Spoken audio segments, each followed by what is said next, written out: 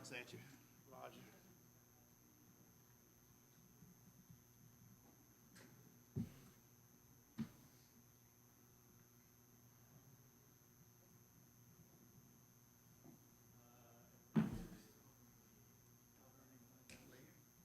No. I saw him today. Yeah, he was out and about. He said he couldn't stay home anymore. He said now it feels like a bad cold. His daughter's still, she's doing all right too. But he's doing all right.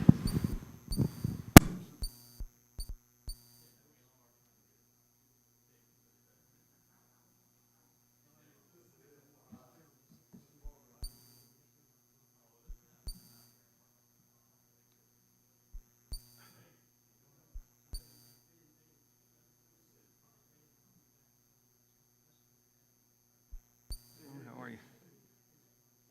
How are you, sir? Good. Good.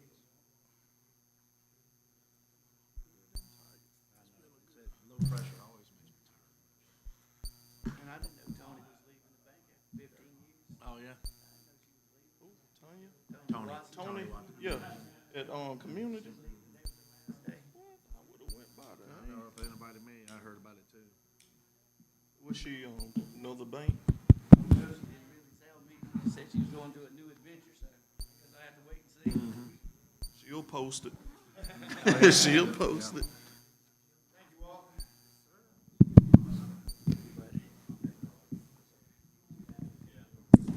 Good, brother. How you doing? Good to see you.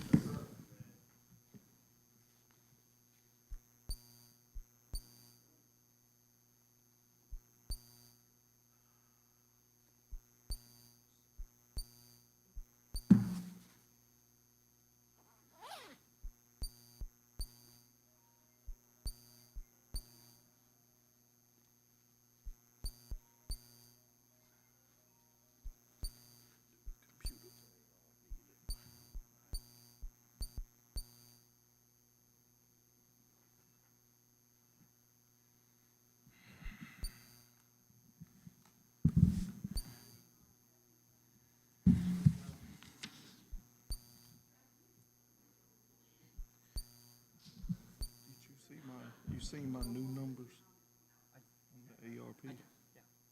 You can see what I changed When on you the say new. employee side. I saw that one. Don't- Well, is that I the one mean, Carol emailed out? Carol emailed it out when it's the same ones. We're good.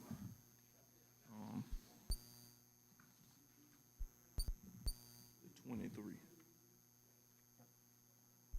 And you see what I did. Just trying to compromise on that. I'll concur with that.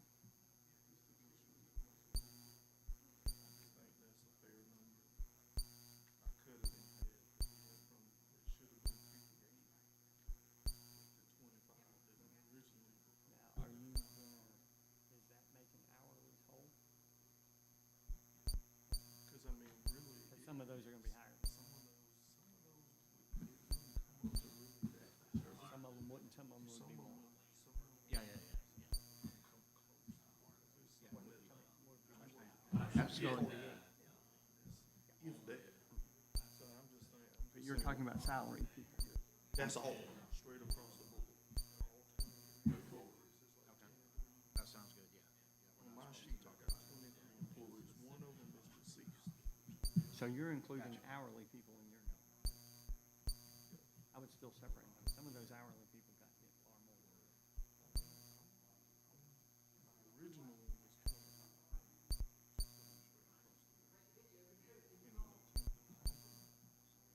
I understand everybody. But some of the hourly, Let's see if I have that. I got that sheet at home because that sheet got data on it.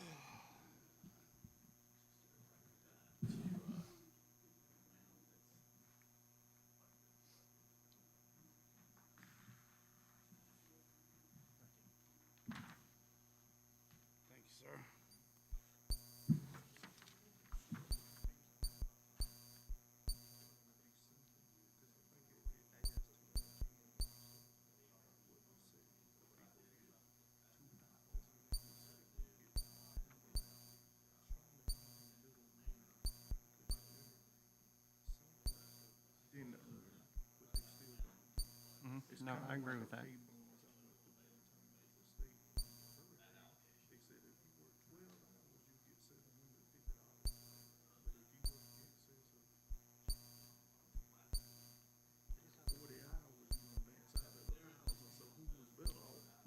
That's true.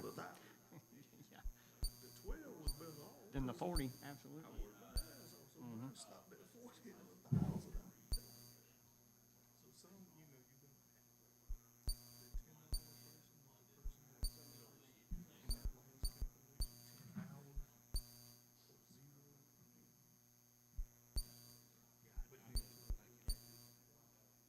zero. Still in the hospital, but I appreciate you asking.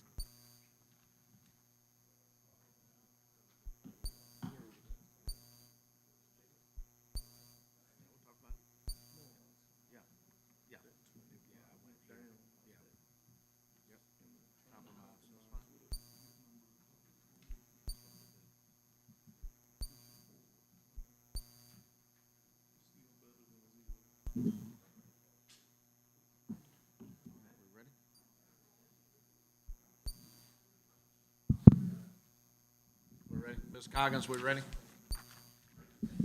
Are we ready? Ready? All right, I'll call to order this special call meeting and budget work session. We're here at the Manor tonight. Today is Thursday, May 12th, 2022. The time is now 6 p.m. Mr. Williamson, would you conduct roll call, please? I'm here. Here. Present. Present. Here. Yeah, we have a quorum, thank you. And Mr. Williamson, was notification and posting of this meeting agenda completed in accordance with state law? Okay, thank you. Okay, before you gentlemen, is tonight's agenda. Motion to approve is presented. It's been probably motion seconded to approve tonight's agenda as presented. Any discussion? All in favor signify by saying aye. Aye. All opposed? The ayes have it, the agenda is approved. Let's join Councilman McHenry tonight for the Pledge of Allegiance and invocation.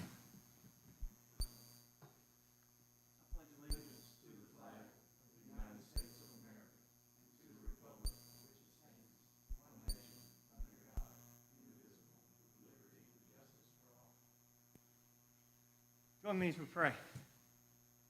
Father, we do thank you for bringing us all here safely tonight. We pray that you go before us in our meeting this evening as we discuss the business of the town of Blythewood and plan for the year ahead as far as the finances go. We do want to pause tonight to pray for our first responders and all those who are in harm's way and serving in the military out there, keeping us safe every day. We continue to lift up the people of Ukraine and that situation to you, Father, and just ask that you bring a speedy recovery to that if it be your will.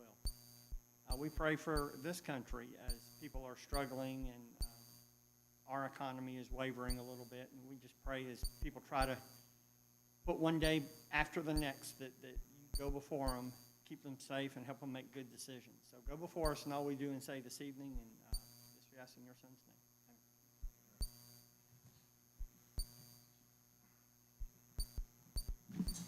Thank you, sir, and welcome to everyone watching at home and all of you who came to brave the weather tonight. Thank you for being here. We'll move to Part 2 tonight, discussion items. Part A is discussion of allocation to the Big Red Barn, and with the presentation by Ms. Sutton Shaw. Good evening, ma'am. Doing well.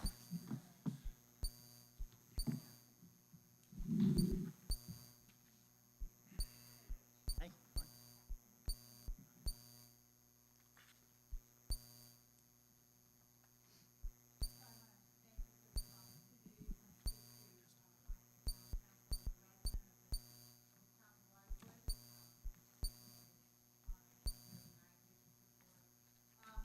As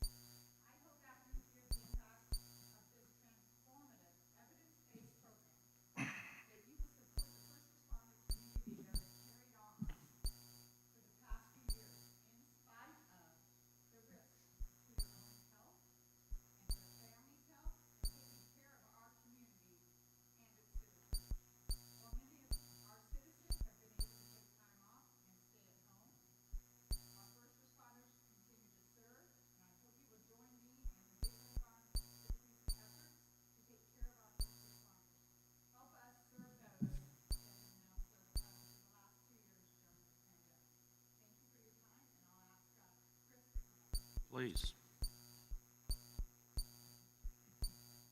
How are you, sir? Welcome, sir.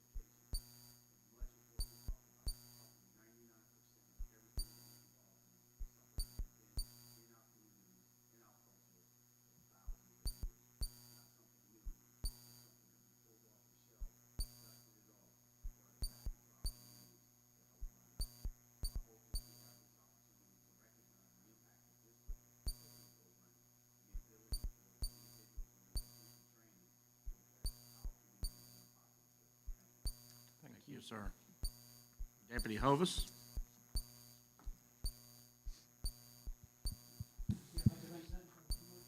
Yeah, sure.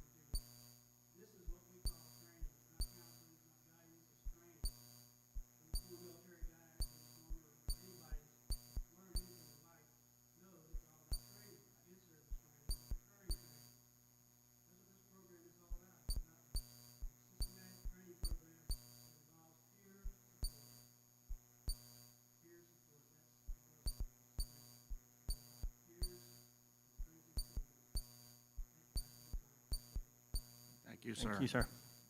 Council comments? Yes, ma'am, please.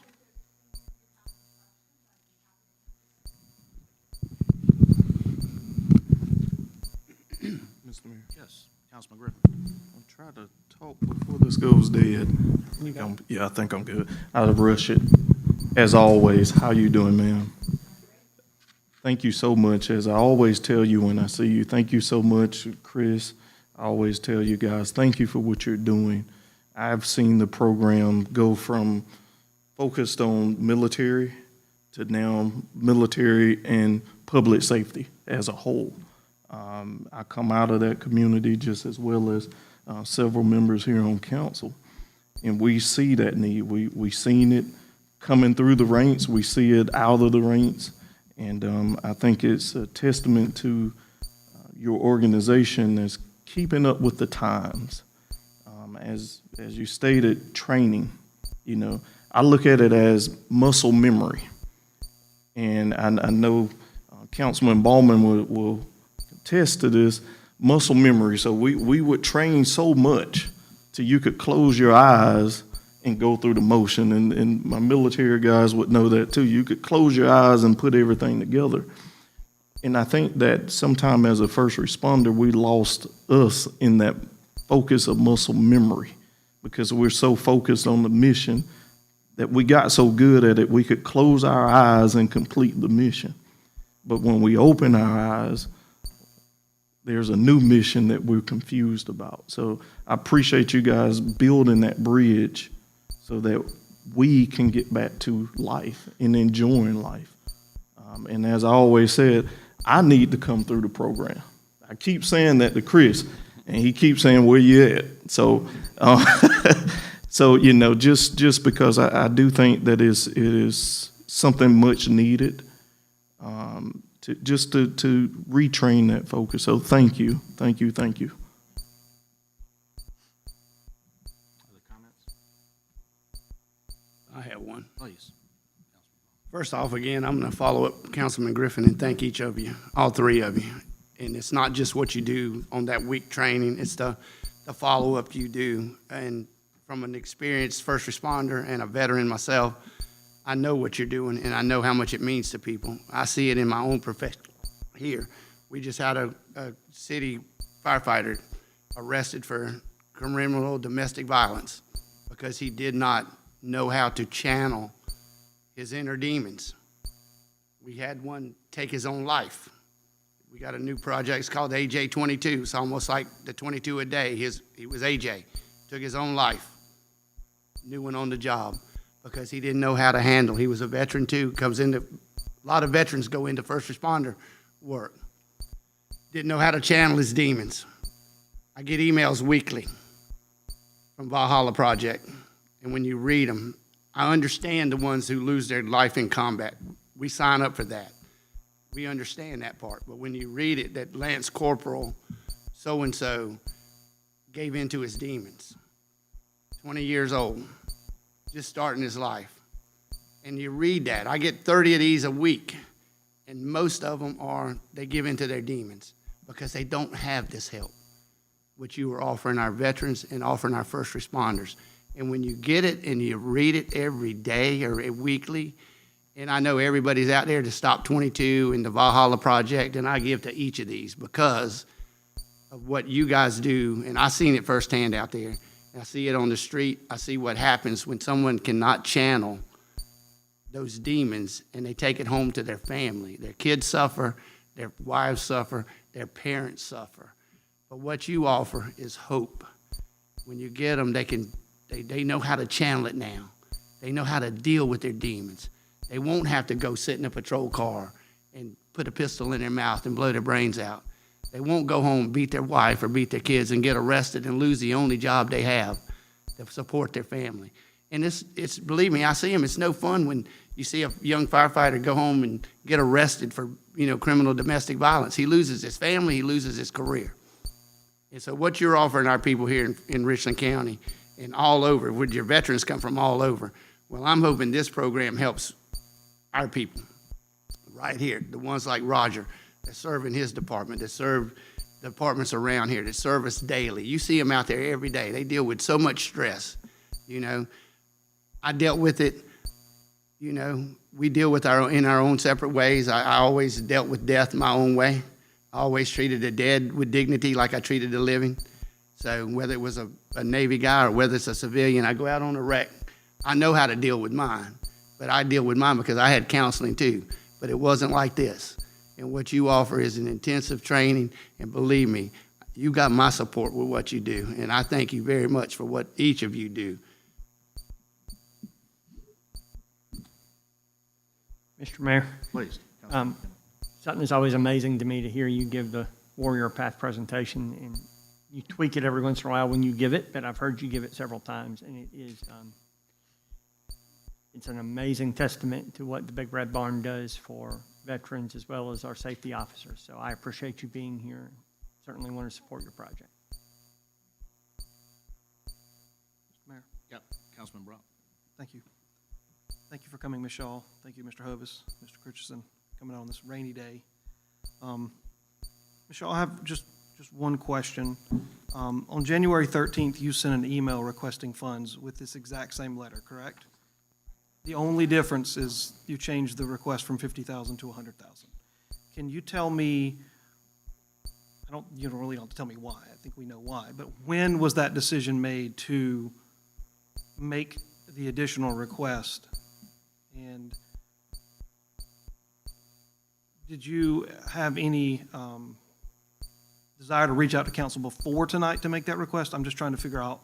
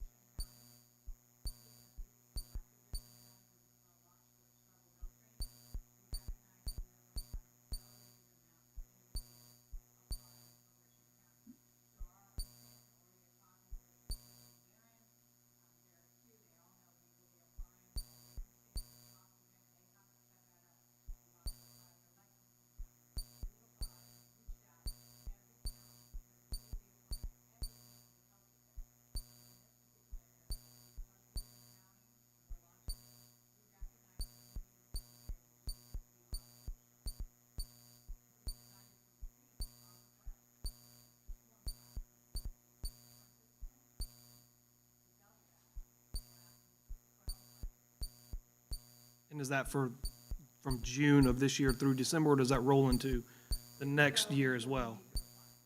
Okay.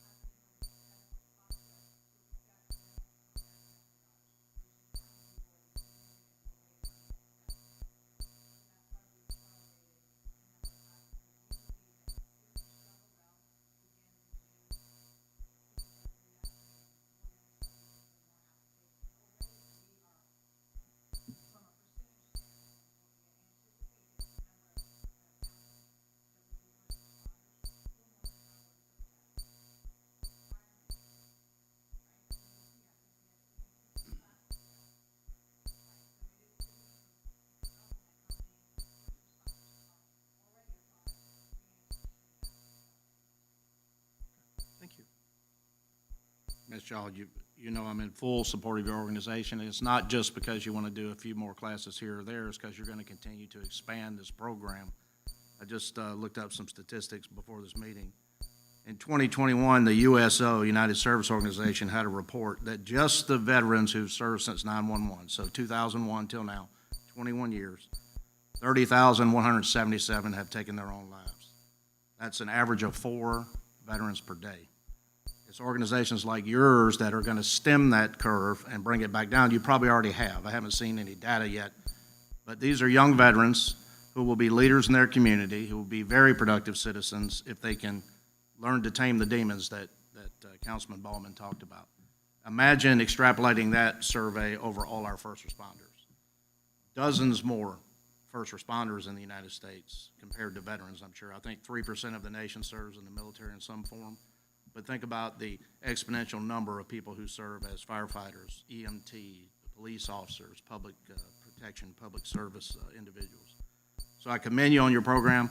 Since the first day when you walked me through there, when it was being built, and your vision, and I saw that smile on your face, I knew it was going to be something good. And then when we came back, Councilman Griffin and I, and the governor was there, and the Secretary of Veterans Affairs was there, and the other leading prominent citizens that were there, and you gave the presentation, and Chris was briefing. All the veterans were there. We could tell it was a huge impact on our local community, and now you're expanding it out. I'm glad to see you're going across the central region and the state. And then you said you were going to take this nationwide. Well, you need funds from organizations. You need funds from governments like ours who believe in our veterans and what they can contribute back to our communities if they could get this training to make sure they can cope with these issues they deal with so they don't have domestic violence, and certainly try to stem the tide of that terrible epidemic of suicide in our veterans population. So I'm in full support. I want to thank you all for coming tonight, and we appreciate you. Thank you. Thank you, guys. Part B tonight, other hospitality and accommodations tax presentations, if applicable. Mr. Williamson, any more?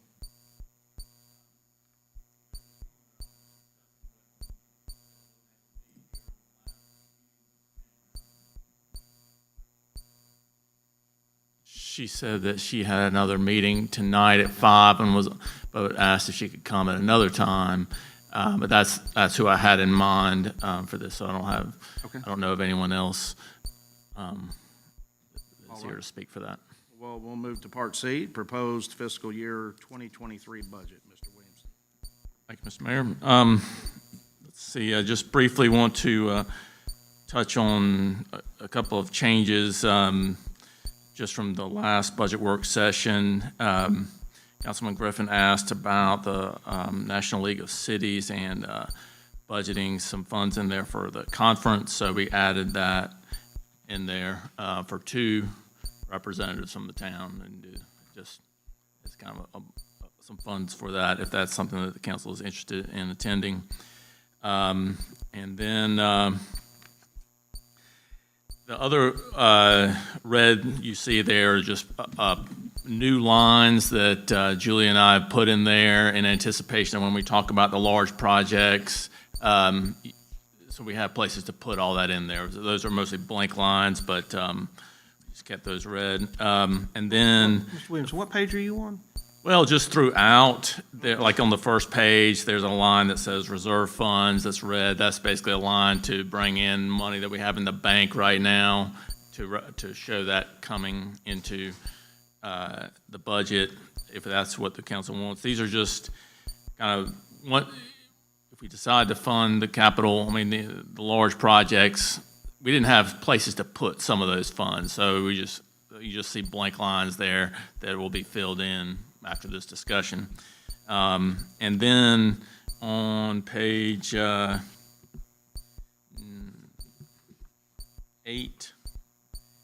the outside agency requests, there was the discussion about the Gateway to the Army Centennial Park, having that come out of general fund, but I don't think we reached a conclusion on that, so just tentatively put that, I don't think she, This one went from 33.5 to 53.5 because the request was 20,000, knowing that there was discussion of other amounts, but weren't. So just to so that's one item. As I say, that's so for tonight. I think if we can get that item discussed, and then hospitality and accommodations tax applications funding, followed by the large project funding. I think that will pretty much finish us up, so we can have it prepared for first reading.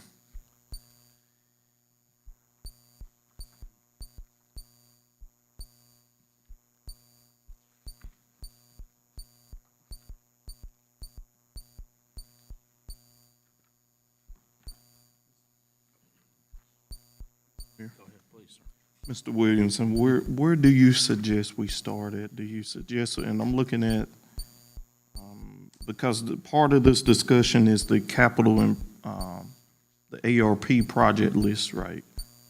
So where do you suggest we start at?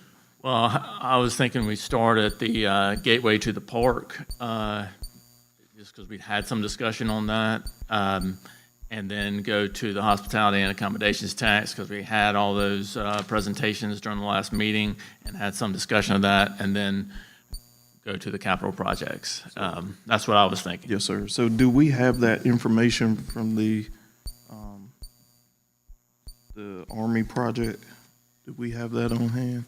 Because I think that was part of the last, I couldn't remember exactly what the numbers were, and I think it's straight across the council. We just kind of Okay. drew a blank to it.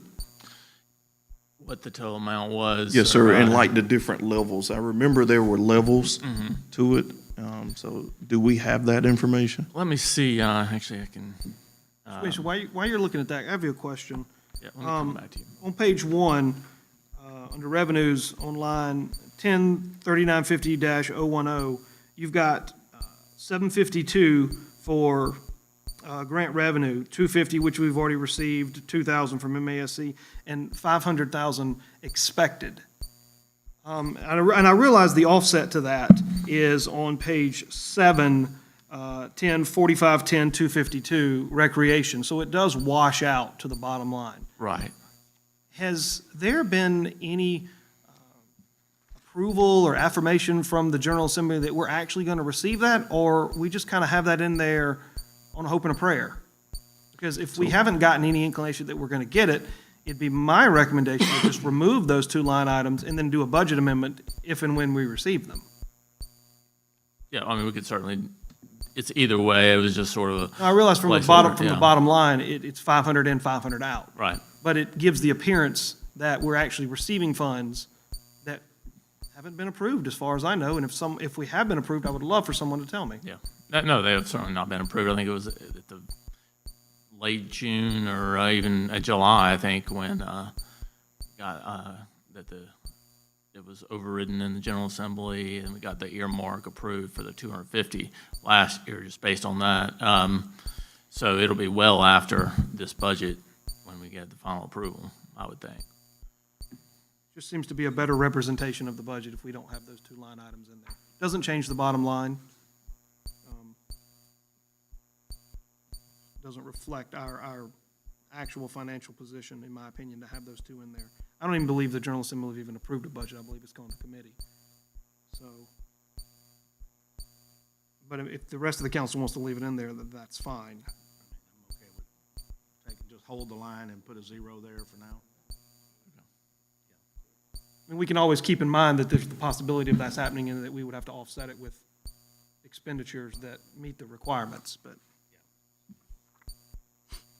So I'll just give a, Mr. Mayor, pleases council, I'll just give a quick update. So I did receive a message late yesterday afternoon showing where our line item of the 500K is in the State House. And I mean, anything can happen, but as of right now, we're looking high 90 percentile of receiving those funds from our representative here. From his office, so it's looking good. It is in.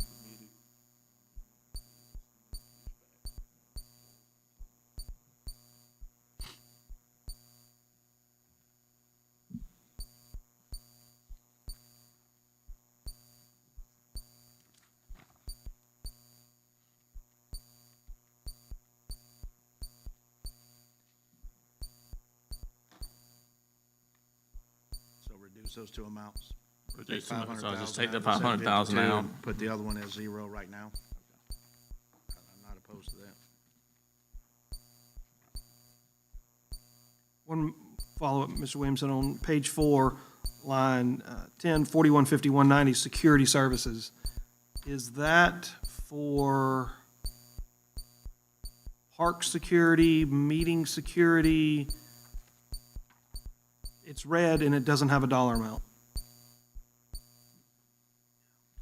Oh, yeah, that was part of this discussion on here.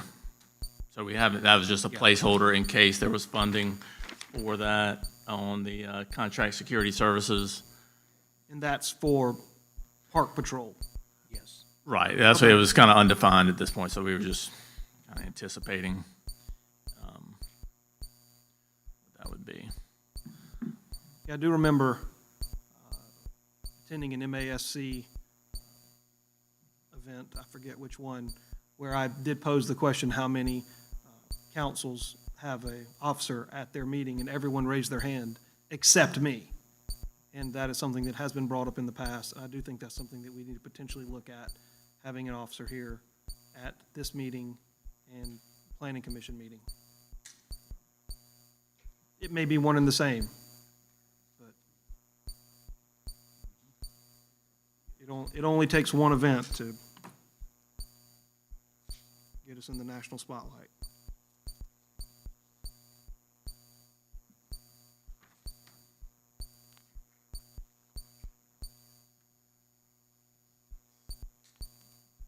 We'll talk about that in just a second. So, just looking at the last thing that Marty Wells sent me, we gave a progress report. You can see it here. Okay, this is what you're looking at here. If you look up there, what the legislative bodies gave, and that's what you're looking for, correct? Well, it showed different levels, like what, $20,000. Like I think platinum, that was gold, for an silver. event. That was for, like, they were having a big fundraiser, At the convention center. wasn't it? and so Does that still apply? And I'm not opposed to giving the money. I'm just looking for the public consumption, the tangibles, you know, to that.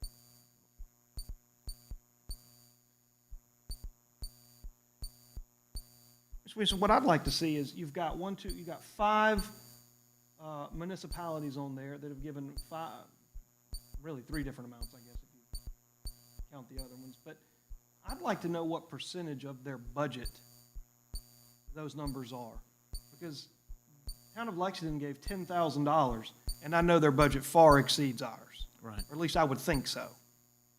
Same for probably Forest Acres, Lexington County, and Richland, and the City of Columbia by far. So I'd like to know what percentage of their general fund revenue they donated to this particular cause. Then obviously, what percentage of the $20,000 represents of our general fund budget. And also, just to compare apples to apples, I'd like to see it with and without the ARP one-time funding. Unless they all include the ARP funding in their general revenue for this fiscal, for the, whatever fiscal year that falls in.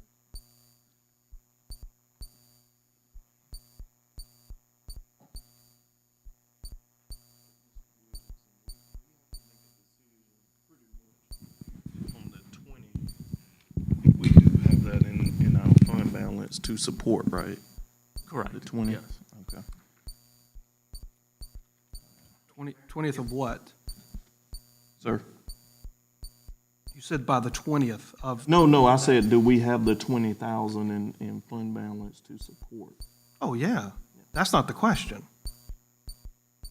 Councilman Kendrick.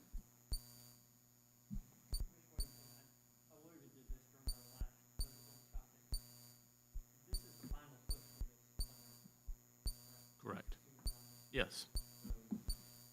We're not gonna be here next year asking for do another project.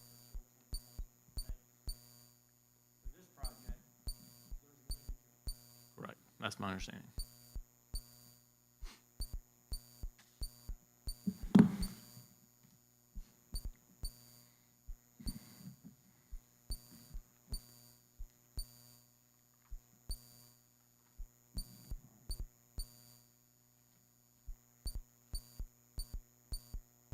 So, Mr. Williams, Go ahead, please, Councilman Griffin. Mr. Williams, so are you looking for us to just kind of thumbs up the 20? Or however, whatever the amount is, I would like to get that in there because to have it, whatever's in the first reading budget is agreeable to council. I'll go first. I'll support that 20. I will too. Yeah. Okay. Same here. All right, well, that's how I'll leave it then.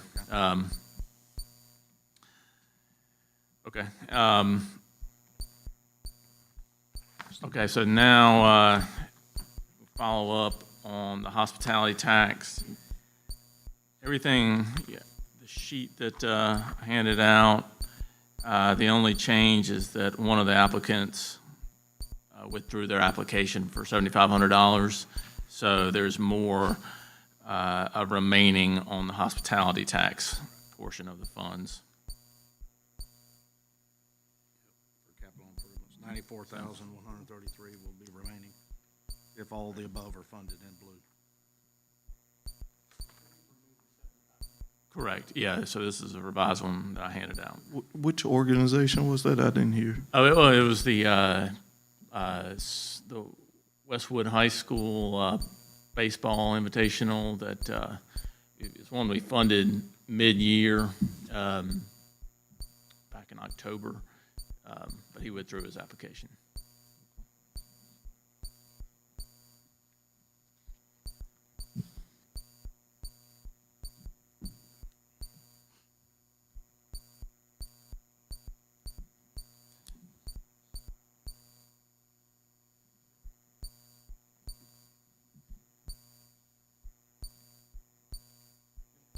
Please, Councilman McKinley.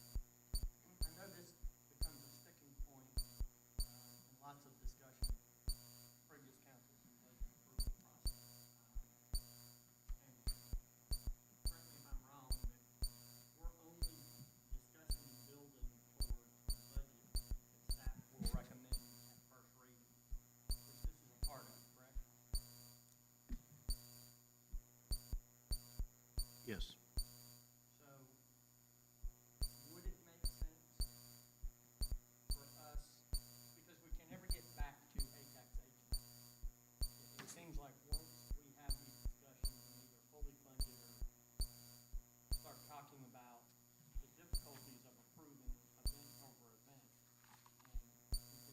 budget, it passes first and second reading, and then we always seem to, for lack of a better term, kick the can down the road.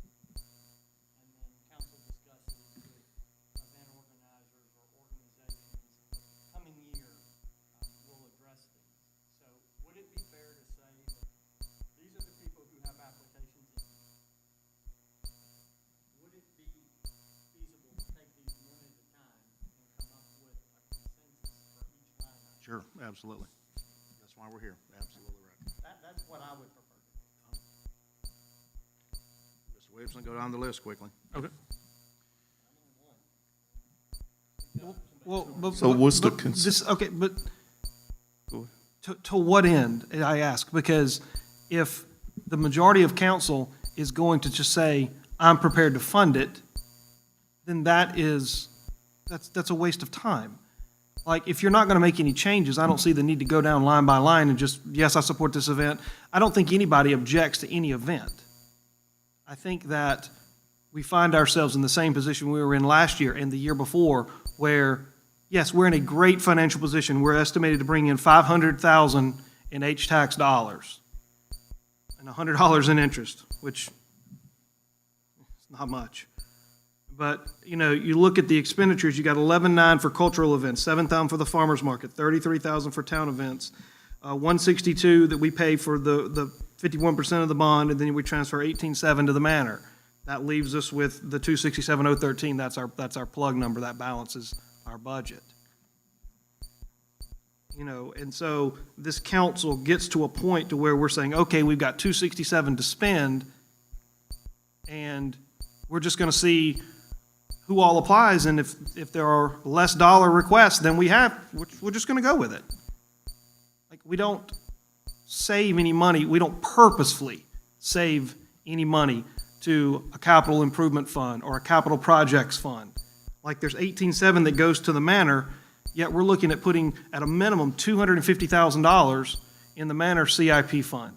Maybe we should up that number, since the manor is now incorporated in part of the town's budget. We can give more than 18.7.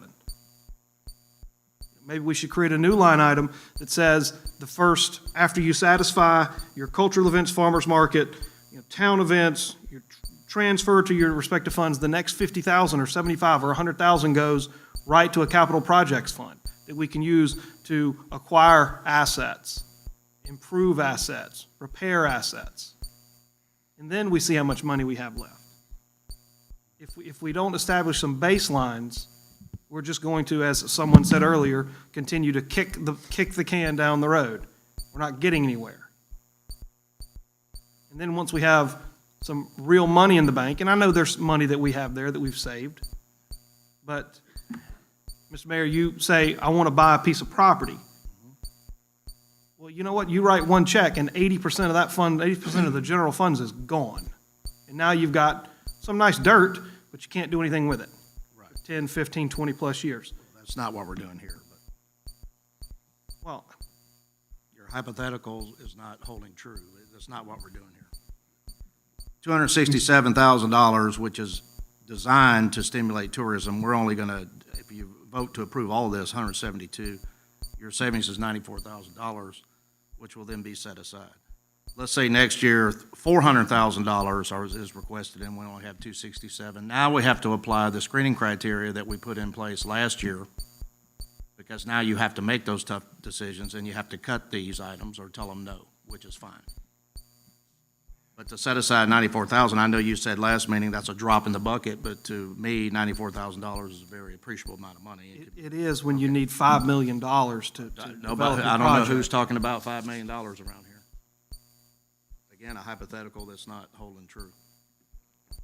Mr. Mayor. Please, Councilman Griffin. So if I remember correct last year, and correct me if I'm wrong, council, we went through a lot of the different proposals, the 80%, I think it was 80%, 60, 20, something like that. It was 3 different kind of tiers that we went through to examine, and I know several applicants come before us and basically stated that they couldn't do the event, and I'm not going to name who's who, as it doesn't really matter, but And, it was stated to us that they couldn't perform or put on the event without that full support. We looked at it, and if I ain't mistaken, and Ms. Collins not here to really go back and look at the record, I made that motion to approve it last year, just to fully fund everything. On the notion that, for two notions that we would come back and revisit some of that, down the line. And then the second one was we had the funding there. So it was really no need of arguing across the board. When we really, at that time, we did not have a full capital improvement list. Things that we need to do. We had some short list, lights, carpet replacement, things like that. We had a small list, the Hoffman House, the electrical stuff up there. So we had a very short list, but we had money that was already put back in the budget from previous years to support those additions and those pieces. And, I think that although this list is not as long as I would, have suspected it to be, I would expect the list to be kind of this whole sheet for certain things, but I don't see anything wrong right now with just moving forward, just for the sake of everything, and not really going line by line, because we're going to tie up a whole lot of time. When I think the consensus of the group is we got it. We got a decent amount that we can put to the side. We have ARP money here that we got a bigger pot to really put towards some of those projects that have kind of seeped through the cracks. So I don't know which way council wants to go, but I would just prefer if we like the numbers, we just move forward. I'm going to agree with you, because when we fully funded these events, our fund balance continues to grow in Hvac. And why does it continue to grow? Because these events bring people into town and they spend money. Hospitality, they spend it on hospitality, they spend it on accommodations. And each year, we talk about this, but we have the money to fund it. We fund these events, and our fund balance grows every year. We don't go in the negative. Our fund balance continues to grow. That tells me we're doing something right, and the events are doing something right. They're doing what they're supposed to do to they're spending that money in the right way. They're bringing people into town, and that's why our fund balances are where they are today. Our fund balances today are way more than they've ever been when I first came on council, and it's because we never refused to fund things, and people come to town, they spend money. That's how you make the fund balance grow. You spend money. You got to spend money to make money, and we're making money hand over fist in these fund balances. So you think that the events are the driver behind the increase in fund balance? Well, they Not don't the fact that our hurt. population doubled in 10 years. They don't hurt. I didn't say it hurt, but that's not the main driver. Well, it's a driving factor. It proves that it works. That's what they're there for. Extremely tough to quantify. I'll just remind everyone that, I have mine, you have yours. We can agree to disagree. That's fair. so going forward, we're projecting $400,000 surplus every year. Is that correct, Mr. Williamson? Based on our new census data projections, new revenue adjustments. Yeah, anticipate more revenue than we have received in the past. But as, expenses will go along with that too, likely. So these projects, these programs funded, okay, which I concur, I agree with the consent of the council here. And then when we get to this capital project list, that will expend the ARP funds, but we still have the $94,000 remaining here, plus $400,000 every year, plus whatever we have in the bank. That will be another discussion for this council to decide what is our capital improvement plan. Correct. Going forward after this. That's my recommendation. But I concur, I'm okay with all H-Tax with a surplus of $94,000 set to a capital improvement fund. LAT funds I'm okay with, and the SAT funds I'm okay with. And we already said $20,000 for Centennial Park. Probably still need to talk about Tribe Youth Athletics, because I don't know anything. I just have gotten zero response from him, from the applicant, so, and I don't have any organizational information, so, but without that information, I don't think it should be funded. Yes, sir, please. I think, I'm trying to marry these two lists here. If we look at ARP projects and the items that we're gonna discuss after this, I concur. Then we're looking at 267,013 in HVAC, and we have applications that would leave us with a surplus. That would be old sheet that we're closed, yeah, 267,013, leaving us with a $94,000 surplus at the end. But if you look at your ARP list, and the unfunded B. Right. Now we're incurring additional expense, so I don't think it's fair to say that we're gonna continue to build income over expense by $400,000 a year, because as you grow, so are your expenses. I would really would like to see council say, and our chairman for the Park Foundation is here, I appreciate you being here. And I look at the park and what the park has done, and I asked the question last budget workshop, where the percentages came from for the bank, and what is the magic of that sauce? Can we adjust those? If we adjust those, I'm good. If we don't adjust those, I'm not good. Unless we say as a council, you take your H-tax that you have after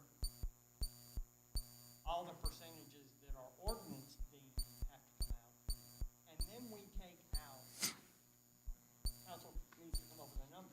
Is it $150,000? Is it $200,000? And then what's left? That's right. Because we cannot continue to say, and I don't care how you cut it, you're gonna have to talk about event specific. You're gonna have to drill down to specific events. So if we're not seeing the significant return on ATAX, HTAX, then we have to prioritize. And council is not prioritizing.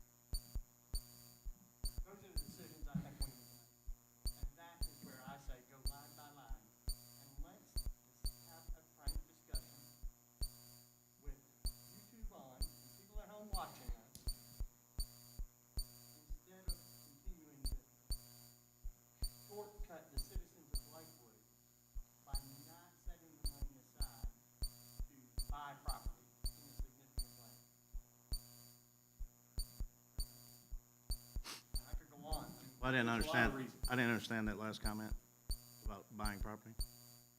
Right now, if we were to go buy a piece of property Yes.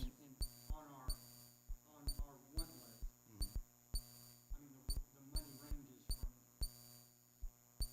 the request is from over $1 million to, but once we spend that money out of the general fund, it's gone. And now we may have 50, 60, 70 acres that we're gonna have to develop, and we can't say, oh, the money's in the general fund to develop it. It's not gonna be, because you're gonna have to have a down payment, you're gonna have to either borrow money or pay for it up front. So again, I would like to see us increase the percentages of our debt service that we're doing now. We service the debt at the same percentages as we have accumulated money in the general fund. Doesn't make sense. I wanna pay my debt off in my household first and build my savings second. And then I would like to see us prioritize ATAX, HTAX applications. And I would like to have a frank conversation about the high school. We all pay school taxes. This town pays school taxes, yet this town is funding high school projects at an alarming rate $80,000. and with no slowdown in sight. I'm all about a band competition. I was in marching band in high school and college. But it's not the town's job to continue to fund public school activities at the rate we are. I would love to see us cap for high school in this town. Give the booster club, it's 80, I think it's 80,000, pretty close to 80,000 total. 37.5 for one school, 43.4 for another school, and it grows every year. We have one removing application, so that one's not gonna grow by that application. But what if we said, we're gonna give each booster club $40,000 a year, $30,000 a year, and let the booster club decide what events, at what percentages get that money, instead of them turning applications in, and we continue to fund, which does short other events that we could be doing that do bring people, as many people or more people, from outside the town. That's why, let's dive into the weeds. Let's, as a council, discuss applications on their merit. Thank you. Okay, please. Mr. Mayor. Go ahead, Councilman Griffin. So, and not just picking on any one person, but I remember you last budget session as a everyday citizen standing up at that podium. And basically, you know, I think it was me and Councilman Brock really fighting for some real deep cuts to do a lot of potential projects. We didn't technically have a list that was ready to roll out at that time, but we knew planning for the future was important. But I remember something that you said up there as a private citizen. You said, fund it. You have it. What are we arguing over? Basically up here on council. Not saying that your comment pushed me to make that motion, but I looked at the numbers and we had it and we moved forward. Because when you start diving into the weeds, and I get it, because part of my initial email to Mr. Williamson about the ARP stuff, I believe one of mine's in there was about the bond payment to the park. It was about making a payment, an extra payment or percentages to the park. So I agree. My notion is, my whole purpose is to take care of the home front first. If that $2 million would pay off the park, I would say pay off the park and move on. Take the free money, clear up a debt. But I do think that we go line by line.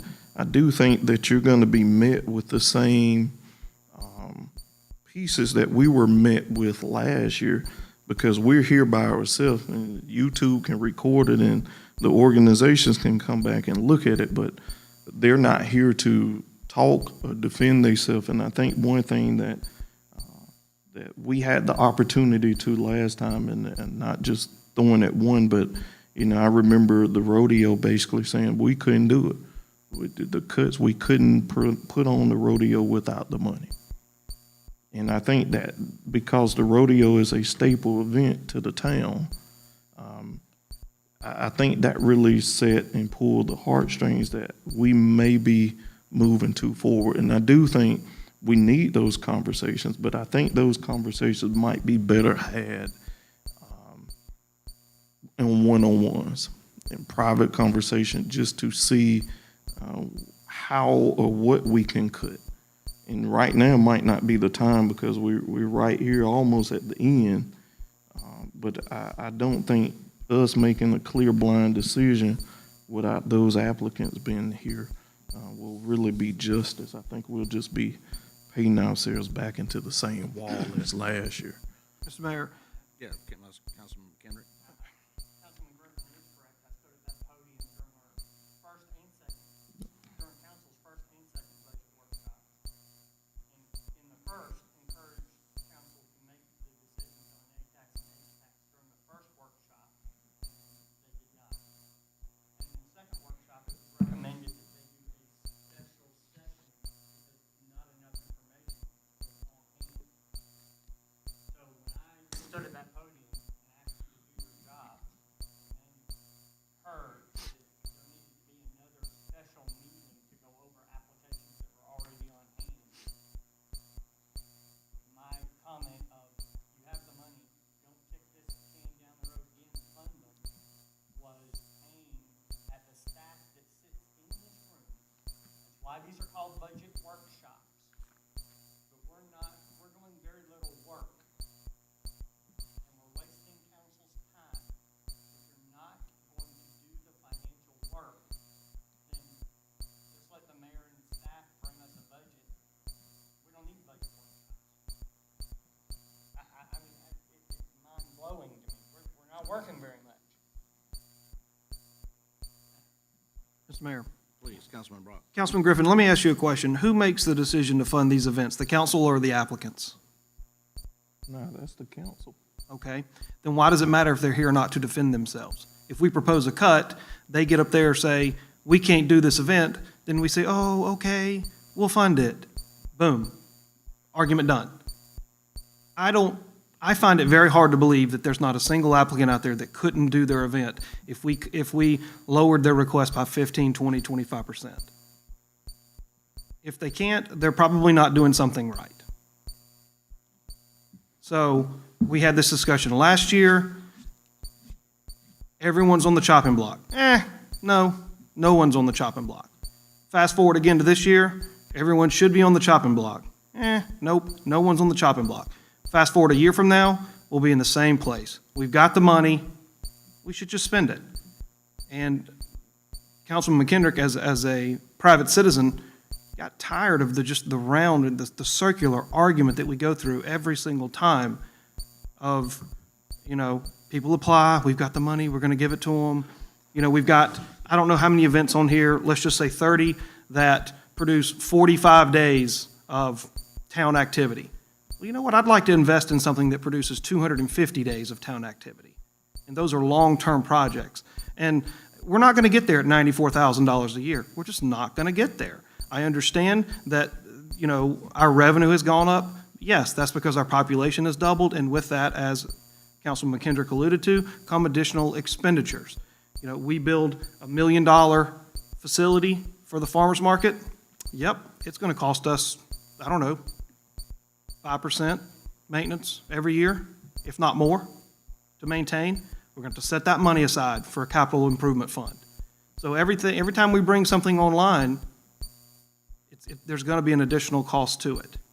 So, Councilman McKendrick and I have spoken multiple times offline about this, and I fully support his idea of capping these organizations. Put the onus on them to manage their finances, and it's not the town's responsibility to prop up their balance sheets. It's just not.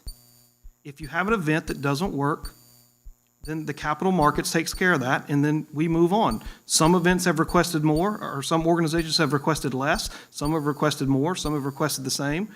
Sometimes they request a little bit less, and then they bring on another event. If it's the same organization, they should be capped out at $20,000 or $25,000, and then they turn in one report, details all their spending at the end of the year, And then that's that. It's not our responsibility to ensure that all these events are successful. I run an event. Guess how many dollars I've ever gotten from the city of Columbia or the Richland County? I'll make it easy for you. 0.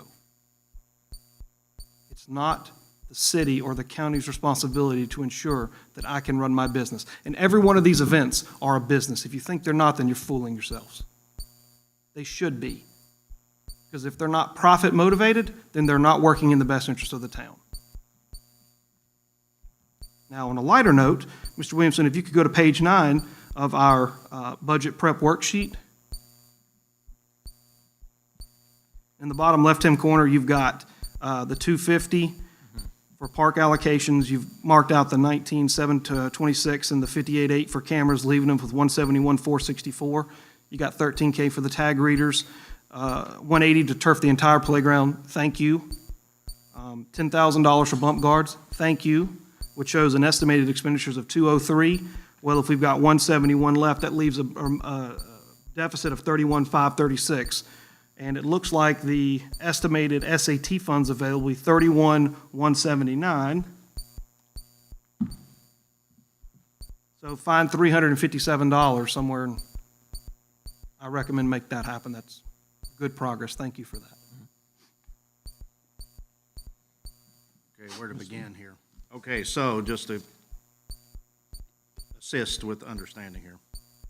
2 or 3 years ago, we refinanced the bond to save money on the DOCO Foundation debt. I can't remember, I was on council then. It's not a bank loan.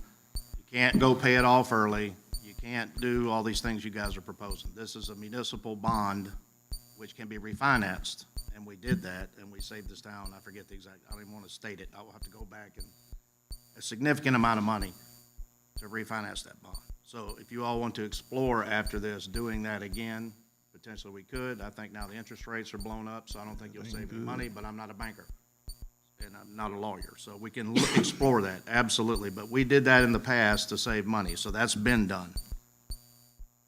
It's not our job to make these events successful, but it is our job to spend these tax shares as they're designed to be spent. So we get hospitality tax, local accommodations tax, and state accommodations tax from the state shares to stimulate tourism. That is our job. That's what these organizations are helping us do, and if you disagree, we will go line by line, and you can call one of them out and say that's not doing it, and voice your concern. Part 2, maybe we should let the mayor just propose a budget and then you guys vote on it. That's exactly what happens here. Mr. Williamson and I went through this budget. It's my job as the mayor to set a budget. It's in state statute, and give it to the council, and then that's why we have these work sessions. I'm sorry if you don't see the benefit of being here in 3 separate work sessions, the most we've ever had, in order for me to hear your concerns and the public to hear them and adjust accordingly.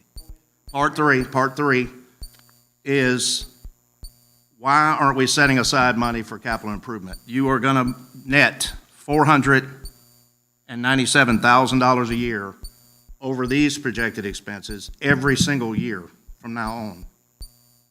That is setting aside money for capital improvement and capital investment.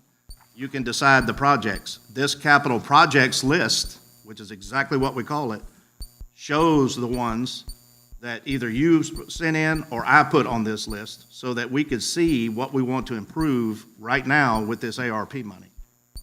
Going forward, it doesn't take $100,000 to weed eat around a Veterans Memorial. It doesn't take $55,000 to cut the grass around a farmer's market building.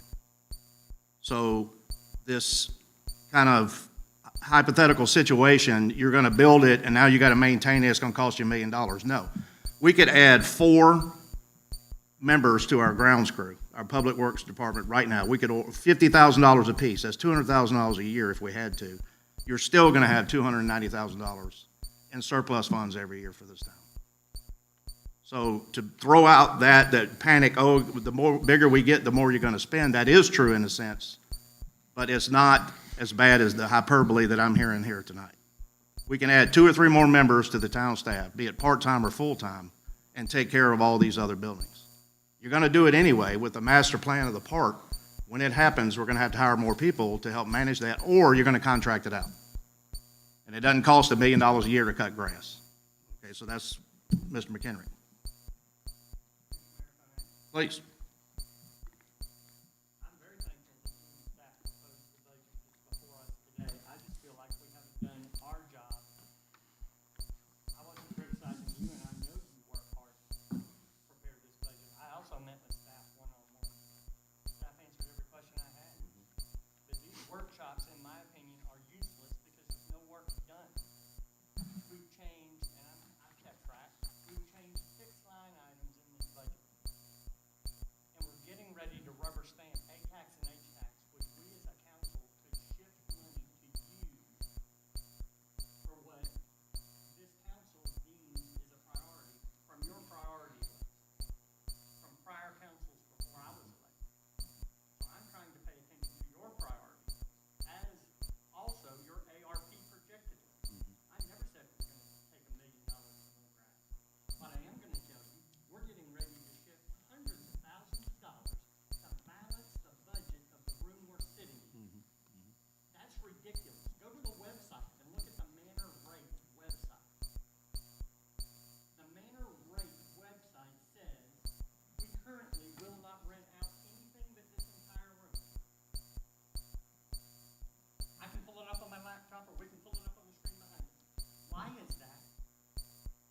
Why does our Manor Rate website say you rent it all or you rent none of it?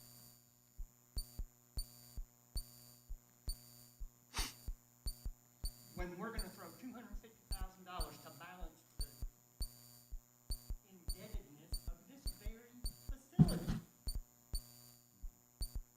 Yeah.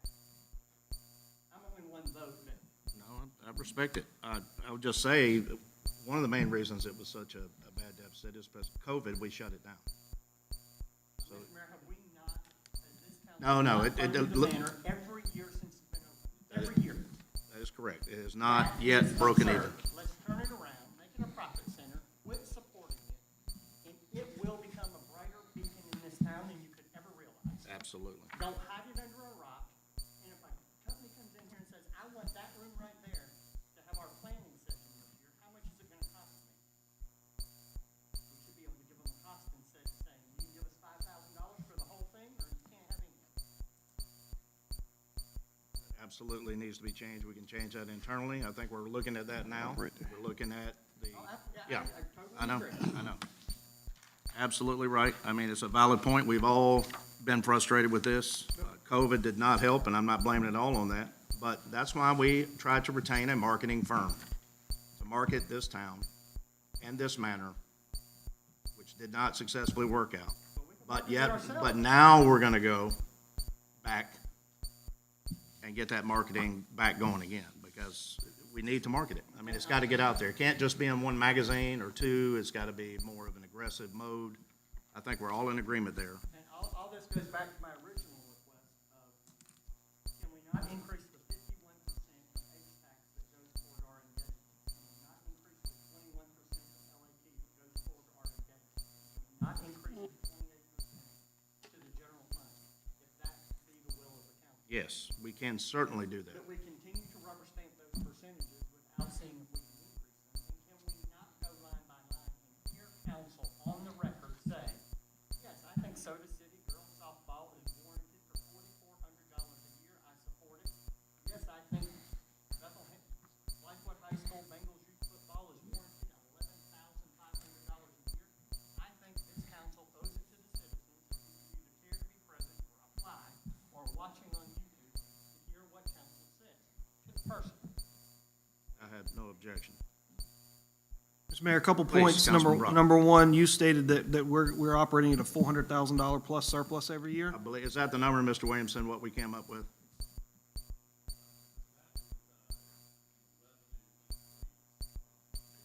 So But that doesn't mean that you operated a $400,000 surplus. That just means you've got $400,000 more dollars coming in, Yes. and there are offsetting expenditures. If you strip out the one-time funding, ARP of 1812,854, this year's surplus, which is good that we operated on a surplus, is only be 242,023. Now, it's good that the town operates on a surplus, but As you can tell from this lovely sheet right here, we don't have a problem spending $200,000 like that. And as far as Councilman McKendrick's request to go line by line on this, if there's 3 people on here that don't want to change a single number, that exercise is fruitless. Right. It's not fruitless. If there are 20 people watching, some applicants are watching, know we're supporting their event, if and why. I mean, my God, there's only 15 line items, guys. There's more than that. There might be 15 organizations.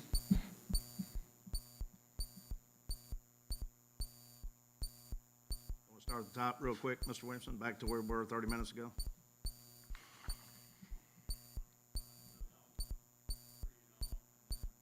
See if anybody has an objection and just, So are we supposed to say, I'm asking Councilman McKinney, are we supposed to say yes, no? I mean, what do you want us to tell the applicant? Because I think that if it's fully approved, that they look at it and say, okay, they like it. yeah. So what are you looking for us to, so I can be, I would like to see us, instead of saving $94,000, save $150,000. So my funding is going to be looking for the extra savings through these applications. I would give all these money.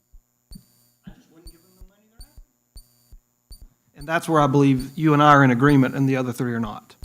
And again, if my request would be show of hands, who wants to accept the numbers as they're presented? Okay. And if there's 3 hands up, then it doesn't matter whether, Councilman McKendrick, you and I want to cut 15, 20, 25%.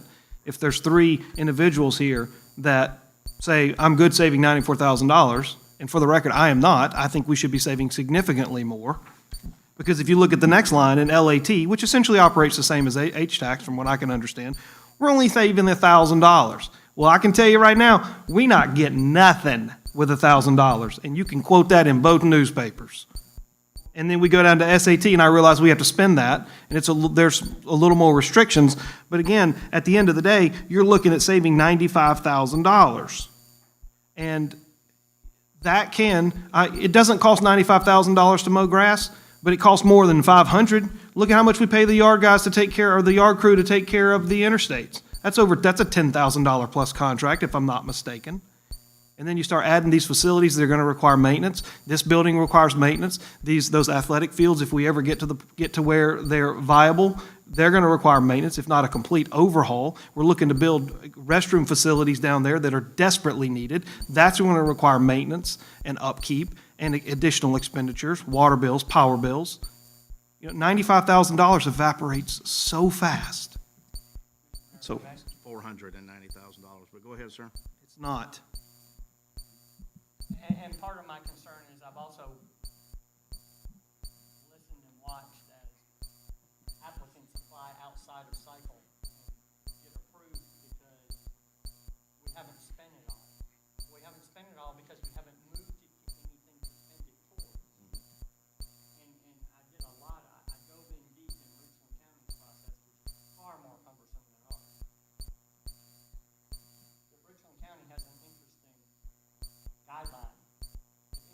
If anybody applies after the deadline date, that application, staff does not bring that application to council. That is a motivation to apply before the deadline. Because this council doesn't say no to people who apply late, because we say, we have $94,000. So I did think that was interesting on Richland County's website, and something we should consider. We can certainly do that now. And if you recall, when we talked about the new policy, there were going to be people who didn't get the word, because when we enacted it, so we allowed and discussed openly that there will be exceptions that come forward who didn't get the word, or possibly a new organization who comes up due to some event, some timely, for instance, Juneteenth became a federal holiday. Last year, was it last year, the first time? So this year's the first time. Well, we asked for a Juneteenth event like Columbia has, well, it's out of cycle. That would be an exception. The softball team, girls softball team missed the event, and this council said no. I think someone said last meeting, we never say no. Well, yes, we did. We told them no. Did the event happen? I voted for them. Did the event happen? It did happen. Oh, well, It did there you happen, go. yeah. Yeah, but they didn't book our hotels, they didn't cater from our meals, they did it over on what's that, Kelly Mill Road? Yeah. And I'm not saying that's right or wrong, I'm just saying this council's gone both ways based on did you miss on purpose? Why didn't you know about it? Juneteenth just became a federal holiday. There are all exceptions. So if we want to go forward after this, we can certainly just make that a policy and vote on it, and then there will be no exceptions going forward. I have no problem with that. Mr. Mayor. Please. So, I mean, when we're going back to the original blueprint on what I call the infamous blue sheets. Yep. So, and looking at it, if we are in agreement to cut, because I don't want Councilman McKendrick and Brock to think that I'm not for cuts, because I was part of the bandwagon looking at deep cuts and going through these conversations that wasn't friendly at times and trying to be cordial amongst each other up here. I would ask Councilman McKendrick, now that he's on this side, I mean, what are you looking at? Are you looking at a broad 10% cut? Would that generate back to your 150 concept?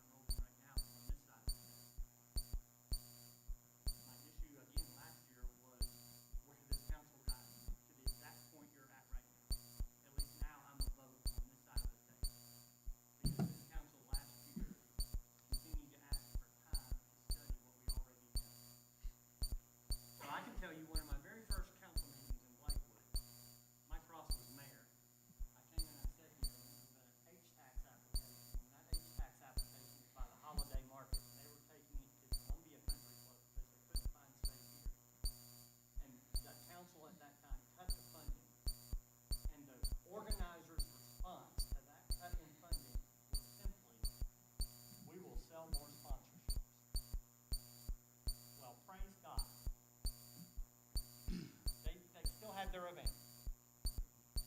Because these events will find ways to have the events. So I'm not saying take a 10% cut to everybody, because as was discussed last year, these event organizers will be keen to that and ask for 10% more than they were otherwise gonna ask for.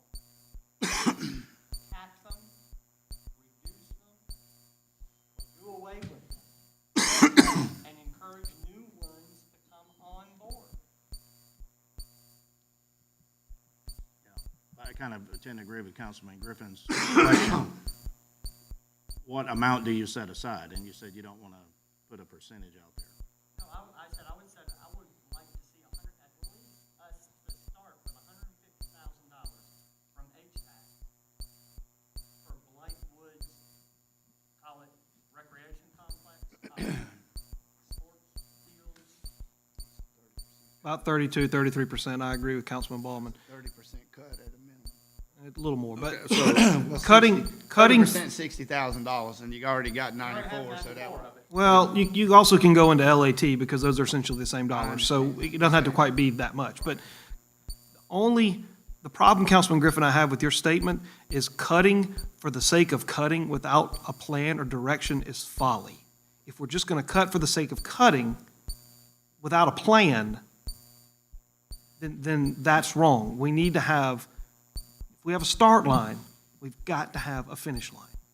And right now, there's a capital projects list that 4 out of 5 council members show negative balances in the savings.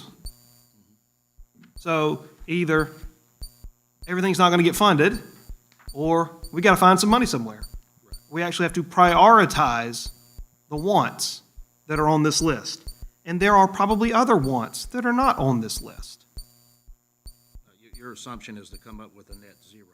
No, my assumption was actually to save Well, yeah, money. you said cut. Like, for instance, mine's $1.1 million over, Yes. because I'm willing to use the contingency fund to fund all of this, because these are the projects we wanted. They may not be the best projects for the I town. understand. There That's there why are we're other here. projects. That's why we get a vote. Mr. Mayor. Yes, sir, please. So I think a few is barking at me and not really understanding where I'm coming from. I keep saying this. If we're gonna cut, come up with a percentage, because then you get into the fairness of it. Then you get into, well, you cut why you cut mines, but you didn't cut this one. And I get it that folks will max out, even if we set a limit and say you can only apply up to $10,000. Well, everybody's gonna apply up to 10,000, then we're gonna be right here saying, well, they get 7,000, this one gets 5. And I know I am very familiar with Richland County's process, because that was the process that me and Councilman Brock pulled up, studied. Our policy is modeled after it. There's some few things that was taken out of it. But our policy is, for the most part, is modeled after Richland County. We just have to decide when we're going to pull that trigger and what trigger points forces us to pull that trigger. The easiest way to do this, from a fairness perspective, in my opinion, is to not go line by line and reduce applicants' requests. It's to reduce the available funds.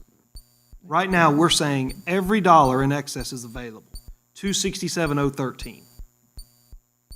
If Councilman McHenrick wants to set aside $150 from Hvac and LAT, that would be what, 267 and 123. That looks like about 400,000. Well, you might say, all right, we want to save 200,000. So then you've got $200,000 available to divvy up. Then the decision has to be made who gets what. Just to say, well, we're going to cut everybody 20% across the board, I mean, that's equitable, but then somebody's going to say, well, you know, I have one event and I only get $4,000, and there's another applicant that gets $65,000, because Richland 2 is Richland 2. Well, I think we're right back to where we started, because the beginning of that policy, and you should remember, because I was right there with you. I do. We said we want to have a certain amount of money, and I'm going to use the 150. Regardless of what we get, we only give away $150K. Regardless, if we get 500,000 in, great. We're still giving away 150. That was the whole beginning notion of the blue sheet. Yeah, but that's been tossed out the window. To prioritize. But I get it. And then we have to come up with lists every year to prioritize as projects, or long-term, short-term. So there's some work that's involved in that piece. We can certainly do that. I have no objection if we want to do that going forward. I will just reiterate one more time. We have almost $505,000 to commit.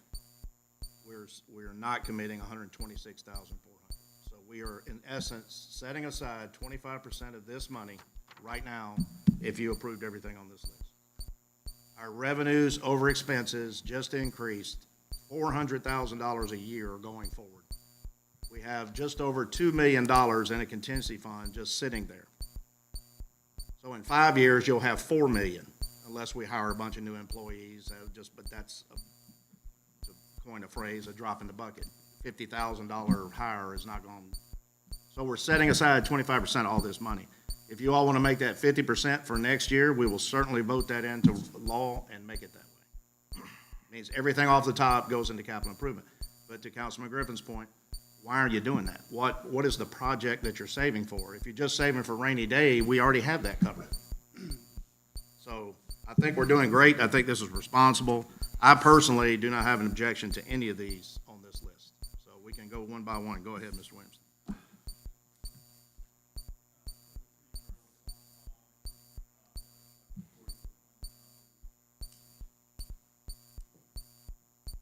Raise our hand if we support it, I guess. What's the question? Here's the thing, I don't have an objection to this, but here's the whole thing. We're losing sight of, the people who pay the H-tax and the A-tax are not the organizations that get this. They're the ones that are giving the money to the town. They pay their stuff to the town, and they're expecting us to help them out by holding events. I mean, you can raise my hand on every one of these. I'm not voting against any one of these. So, I'm not going to vote. since we heard from all these applicants, I'm not voting no against any of this year. Not a thing. We sat here last meeting and heard from every one of them and their requests, and I said, you know, we wanted them, we asked them here, they came. I'm not voting no on any of these requests right here, I can assure you that. And y'all may vote no and vote them down, but I'm not cutting them. Say again? Got three. I'm not going through that. We went through that. And here's my thing. I'm for making a policy. If we're gonna do it, let's make the policy now, so that next year we're not going through this. The notion, nobody's here, and to my comment earlier, nobody's here. These seats are empty from the applicants. And if we have questions, we should ask them the hard questions and not throw the rock and hide. Ask the questions when they were here, and we'll been done. If we wanted them to cut, we should have asked them to cut. Now we're pretty much setting ourselves up. Next year we have the space next year to move forward.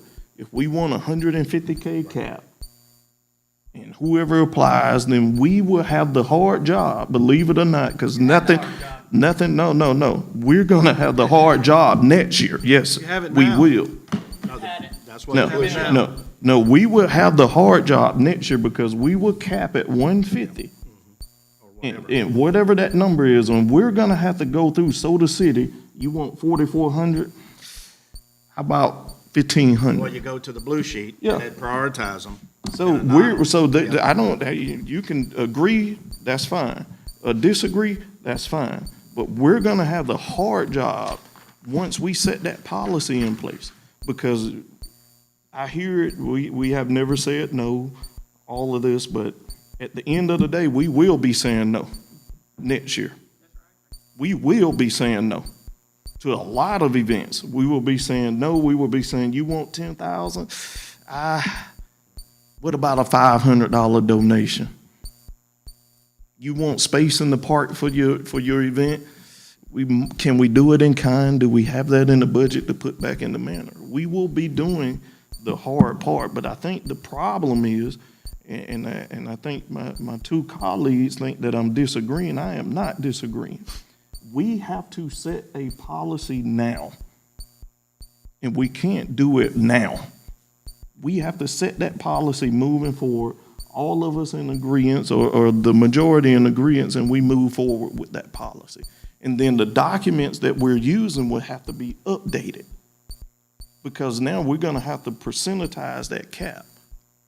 We're gonna have to go back and say, well, each organization, that cap is 10,000, whatever, to give that opportunity for some funding. That's just my 2 cents on that. But I think that we move forward, we set a policy in place, and we don't let that die. Because if we get up from this table and we don't get a policy back, then we're setting ourselves up for next year to be in the same boat. So I just asked Mr. Mayor and Mr. Williamson to prepare a policy, to prepare a model policy that we on council can look at and start to tweak, come to some agreements on, and move forward. Thank you. Okay, great. Please, Councilman McHenry. Yes, sir. This is a workshop, we're gonna have our next regularly stated meeting. I propose that before second reading of this budget, that we as a council work with staff, come up with those policies. I'm agreeing with Councilman Griffin, and get things done now. I just really challenge elected officials to do the hard work. This isn't all supposed to be fun and games. We're not doing hard work. The council doesn't do hard work. And we're getting ready to with ARP funds, which aren't coming back. We only have a one-shot deal with $2 million. You better spend it wisely. Last question for staff, if I may. What happens if an event veers off course and it's not what it was intended to be? And we give them money to it. I mean, they come back for the final report. I mean, that's where they get evaluated, and essentially. Because I got criticized because I asked an applicant when all the applicants were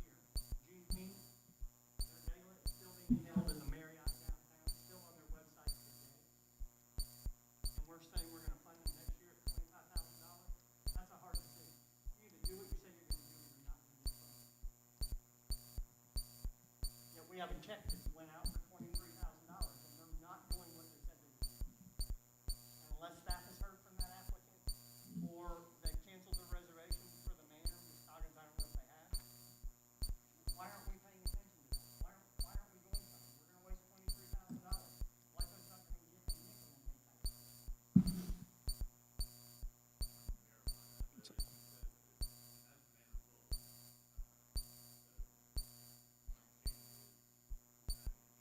And the amphitheater. So, yeah, yes, I know. 17th I'm waiting of on June. Yeah. the moment to say something. So, I mean, I hear your heartburn, and I challenge you to pick up the phone and call these people. I've left 2 messages. Okay, well, you know what? Right after this meeting, what we gonna do? We gonna get on the phone so you can ask those questions.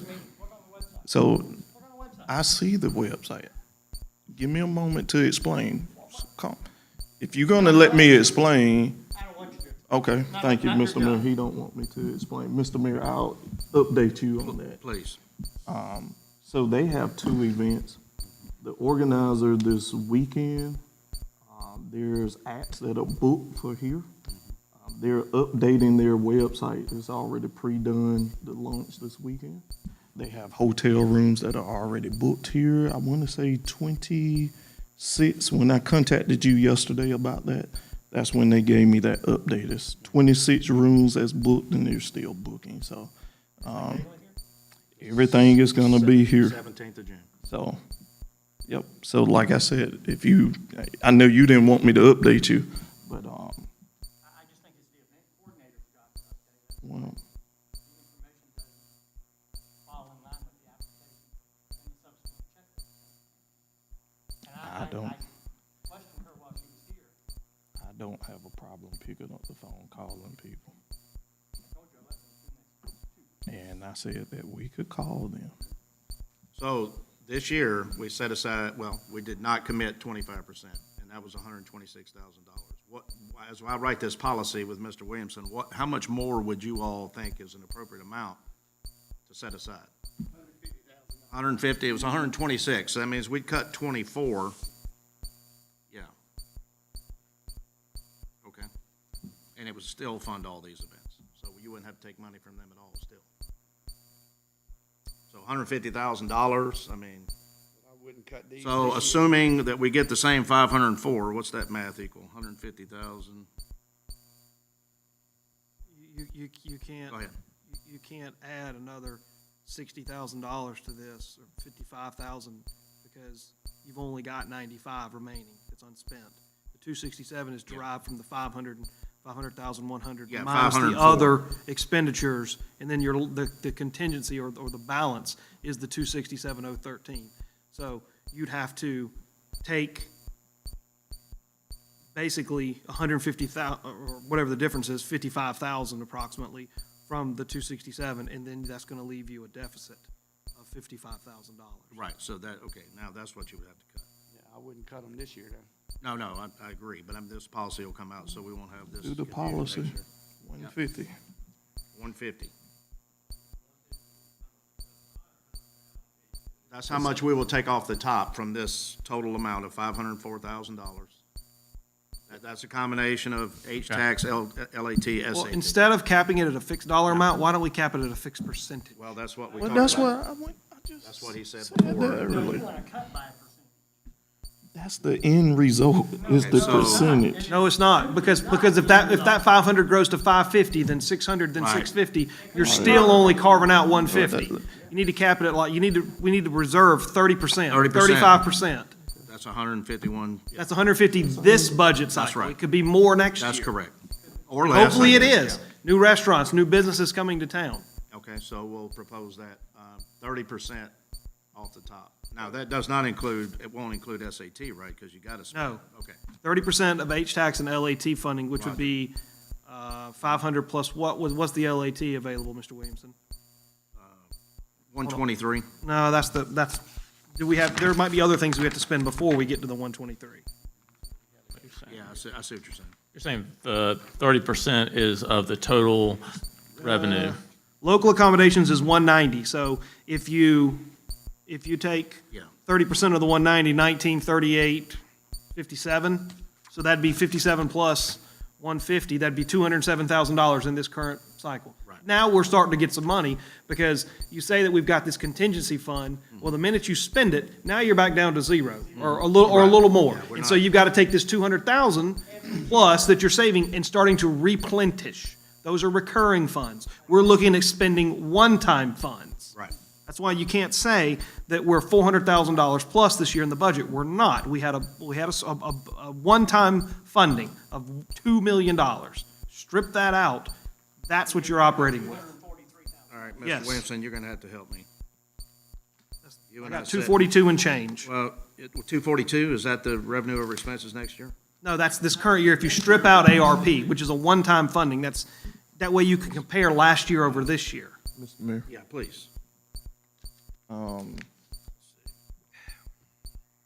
Could you, I don't know the right terminology for it, but, could you approve, I guess, Councilman Brock and McKendrick, the work with staff to come up with these numbers in the wording Yeah, and I mean, it's everything? fine. I think we just said 30% across the top, except for SAT. Start with that as a policy. You know, some councils work in a subcommittee. Yeah, that's what I'm, that's No, what I'm, I- that's what I I'm would saying. actually be in favor of creating a finance subcommittee. You And I would- all are absolutely, anytime, welcome to go talk to Mr. Williams about anything. We were supposed to be doing that. But we during should this have more whole regular process. meetings than just because Yeah, that's we what run I'm saying, into like, a y'all hiccup in the two budget just- session. That's what I'm saying, that's why I said that the right terminology, but I think that you two could work with staff to come up with the model policy. Yes, please. There's a lot of angst in this, but if we do this, we're not gonna achieve it this year, which is my goal, but we're gonna achieve it in years moving forward. So 5 years from now, 10 years from now, the council's gonna sit here and say, why is the first 51% off the top goes to, of H-tax goes to the bonds? Why does 21% of LAP, 28% to the general fund, and 30% for ongoing capital improvements? That's what I'm trying to achieve. Get the percentage on there off the top every year, and that gives us a much smaller dollar amount to give away to these organizations, which absolutely deserve. But we're taking care of our own first. It also, Care of our debt service. it also forces these organizations to get their financial house in order. Make money. Yes, every one of them should be reporting a profit after you strip out the town's funding. Go back and look at the reports that the organizations have submitted. If you strip out the town's funding or government funding, every one of them almost loses money. They do. And it's not a knock on any organization, but that's just the way the numbers read. Oh, yeah. I mean, I just want to make everything easier, and I think that you guys are, like I said, I went through that last year, and I'm in agreement with it, but I think that it'll be better served, and I'm just asking the mayor if something like that could be formed, finance subcommittee, that you two could work with staff and model it and I'm in bring it favor of back. that. So meeting, how about, Well, after the, yeah. He We said can do it before then. the second reading. yeah, well, yeah, I mean, As it's a it's not discussion item. affecting this budget. Oh, no, it doesn't affect moving it. forward, but as far as making it a priority to address it, so we have it established moving forward. So we can just come up with meeting date, and then it'll be a report from the subcommittee to the full I'll- council, I don't believe there's any action needed to create a subcommittee. I believe that can just be done. No, And- no, or yeah, whatever. And are you looking to codify a policy or just Yes. create a policy? Create a policy. Oh, yeah, I Codified. mean, not in an ordinance, Yeah, but no. yeah, a motion, a policy that is, Which can always be rescinded. certainly, but I mean, yeah, I mean, it's just a policy that Yeah, can. okay, I'm fine with that.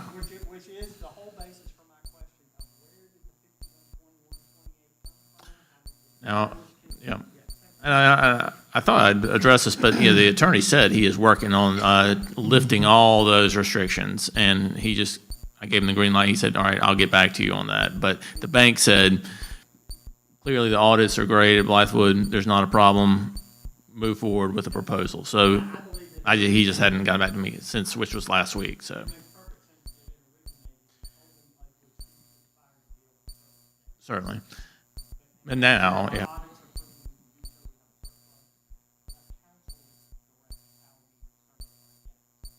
Well, there may be restrictions within the bond as to prepayment penalty or no prepayments. So we need to look at the term of the note before those decisions.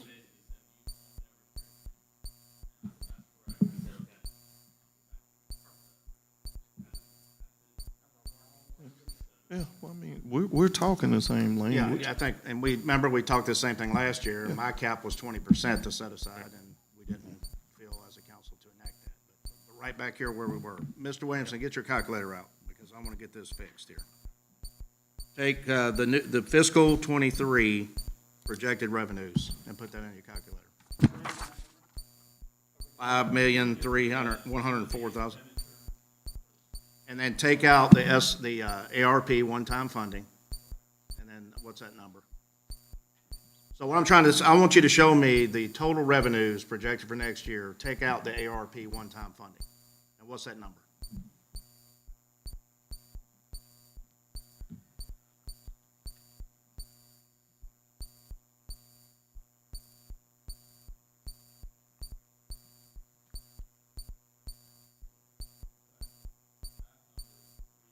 Okay, now subtract the fiscal '22 actual revenues. I'm sorry, say it again.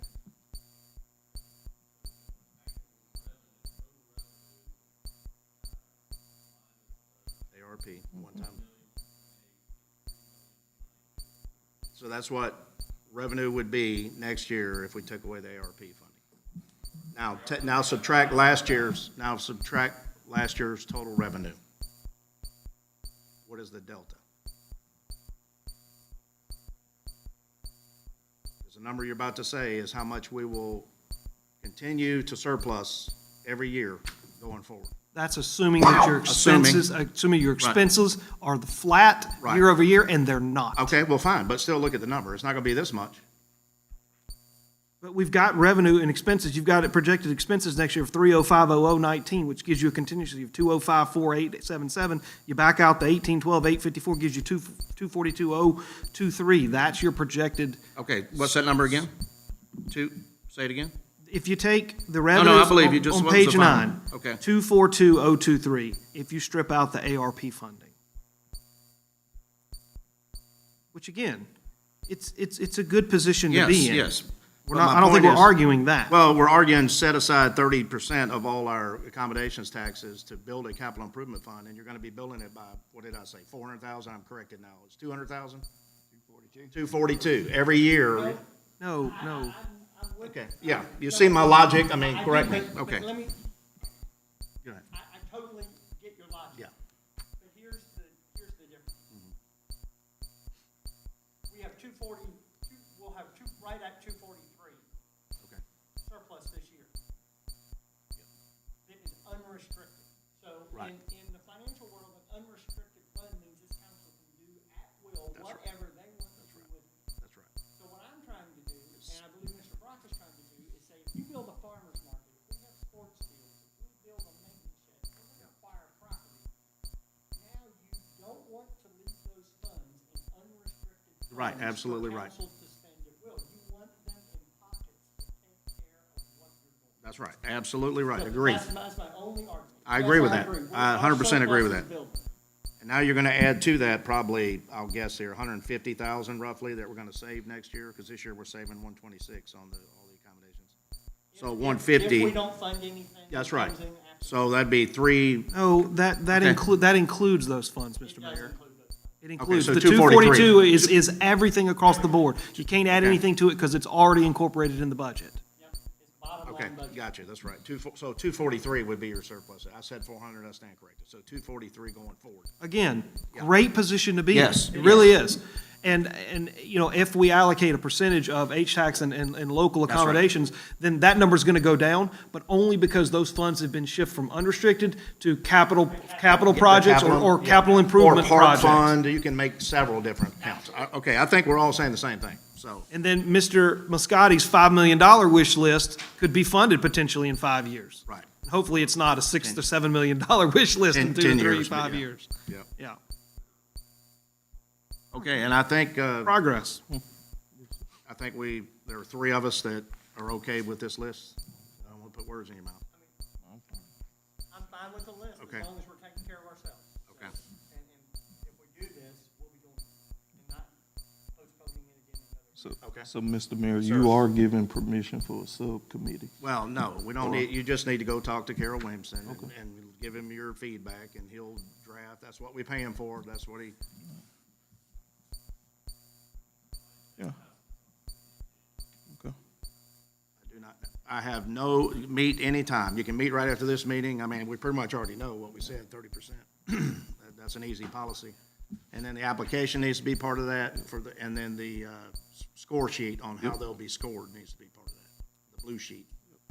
So everybody knows, if you want more points to move up in the queue, you need to have a multi-day event, it needs to be in Blythewood, you need to book, all the criteria that we put together.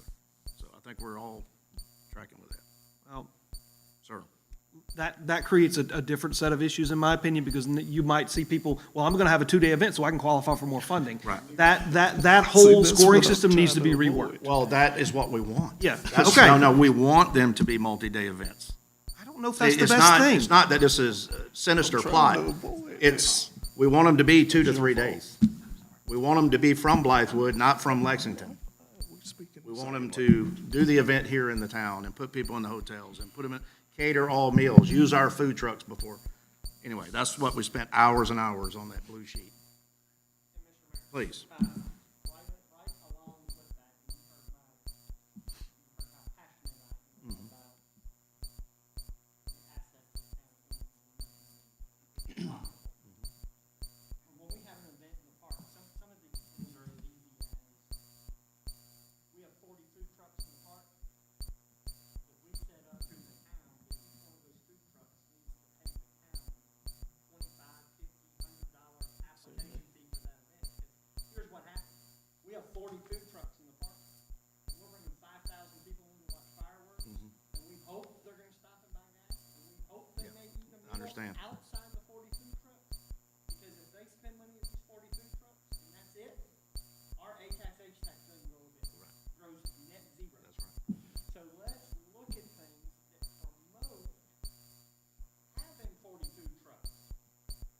And the town profits not only by renting the facility, but we just made $4,000 on $100. And I can speak from experience, my daughter's Save Ice truck was out there for 4th of July.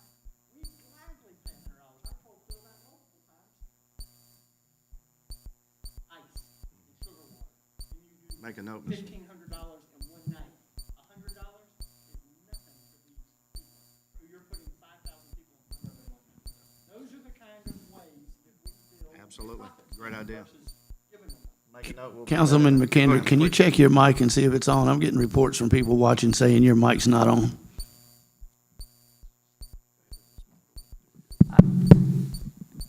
My light was blinking, but it's back on now. So, Mr. Mayor. Please. So, Mr. Williamson, that would serve as a temporary vendor's permit.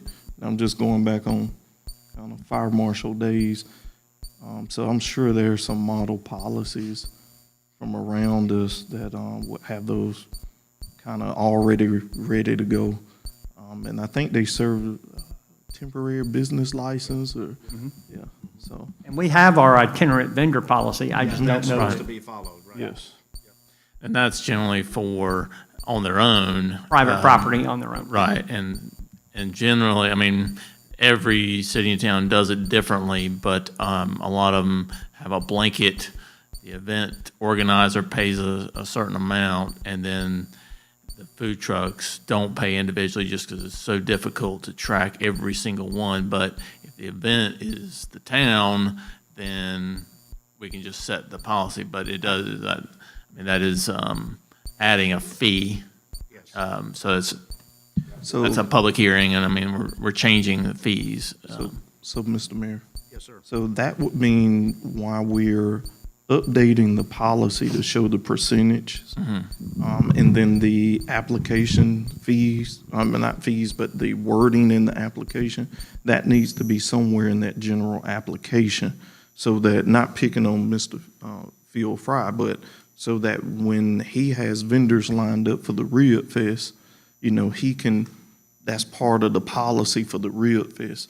he may have to collect that $100 per vendor that's at the Rib Fest. So that means that's extra reporting that he would have to do back to us to make sure that we collect that $1,500 or whatever it ends up being. Yeah, that, I would probably not have that. Yeah. But in the same token, that is something that benefits the whole. I mean, again, council with staff, with Ms. Coggins, we say, all right, right now we're not charging for X, whether it's Oktoberfest, Rib Fest, whatever it is, and we can make that a win-win for the organizer and the town. I mean, we could come up with a percentage split, and now everybody wins. The organization makes more money, the town makes money.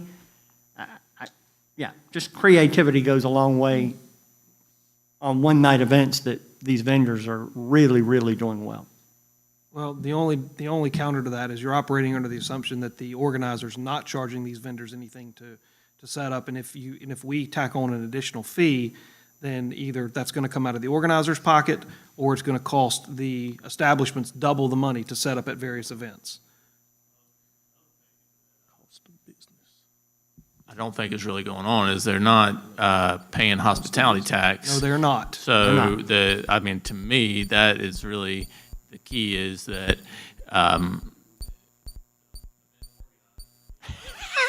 Yeah, everybody's dead.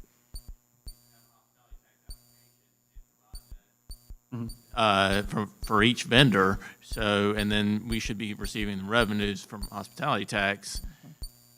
Well, it's the Right vendor's now. responsibility to file with the DOR. Yes, and then that would,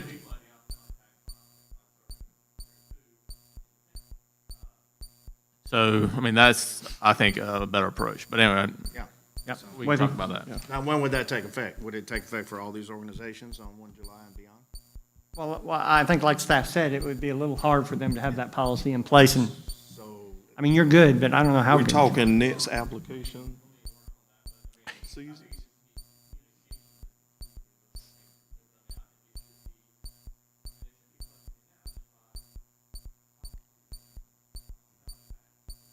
I would still say we need to charge food vendors from a town perspective, because that food truck may be coming from Lexington. If they're paying H-tax, we're not getting it. Right. yeah.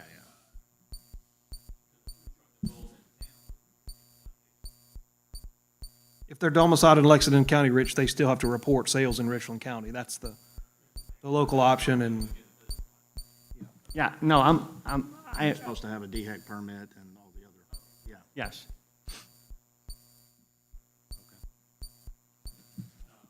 Now, if we want to do, if y'all want a formal subcommittee established, we have to do that next meeting, because we can't take action here. Yep, We no, have to that's vote on it in monthly meeting. That's fine. Probably need to do that for the other committee too, the one with Malcolm, the road tax or whatever it is, SCDOT road committee, whatever we're gonna call it. Okay, we can do that at May's. It's just 2 quick votes, Mr. Williamson. If you don't want it formalized like that, that's fine. Okay, capital projects list.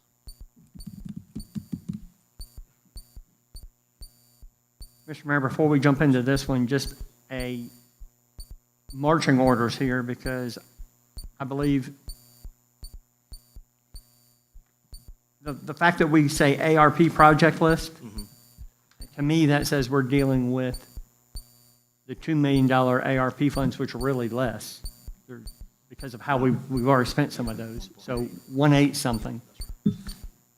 So if we're going to call it ARP project list, we should probably be dealing with 1.8. well, Mr. Williamson actually has that as the total ARP funds available on the big sheet at the bottom. We can take that off. We don't have to call it ARP. I just want to show that we did spend our 2 point. Yeah. Oh, gotcha. Okay, thank you, sir.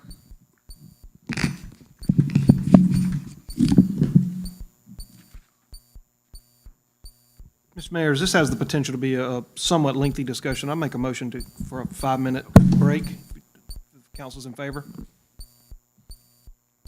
So Been probably motion seconded to take a brief recess. Any further discussion? All in favor signify by saying aye. Aye. All opposed, the ayes have it. About 10 minutes. All right.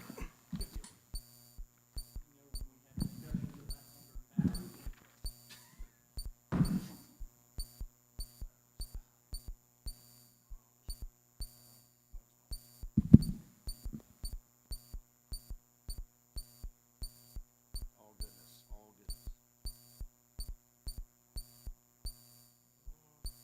I think the only mic might be out now is Rich and maybe, yeah, you got new, yeah.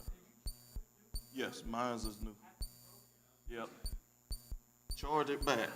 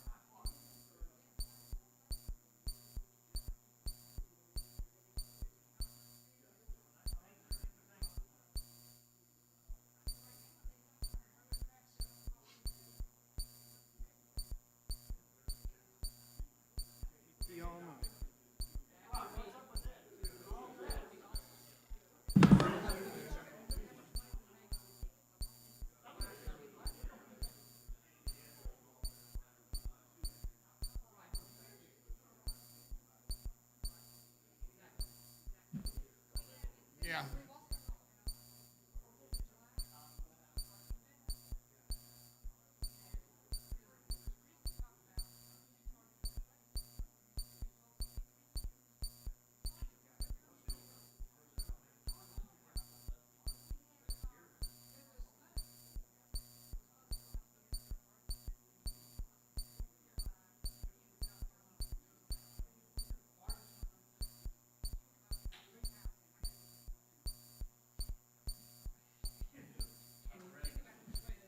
Yeah, let's get.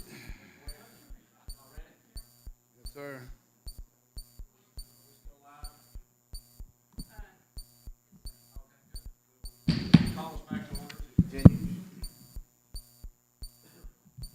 Yeah, I'll take off the ARP, that's a good point. Capital projects list, is that okay? Yes, sir.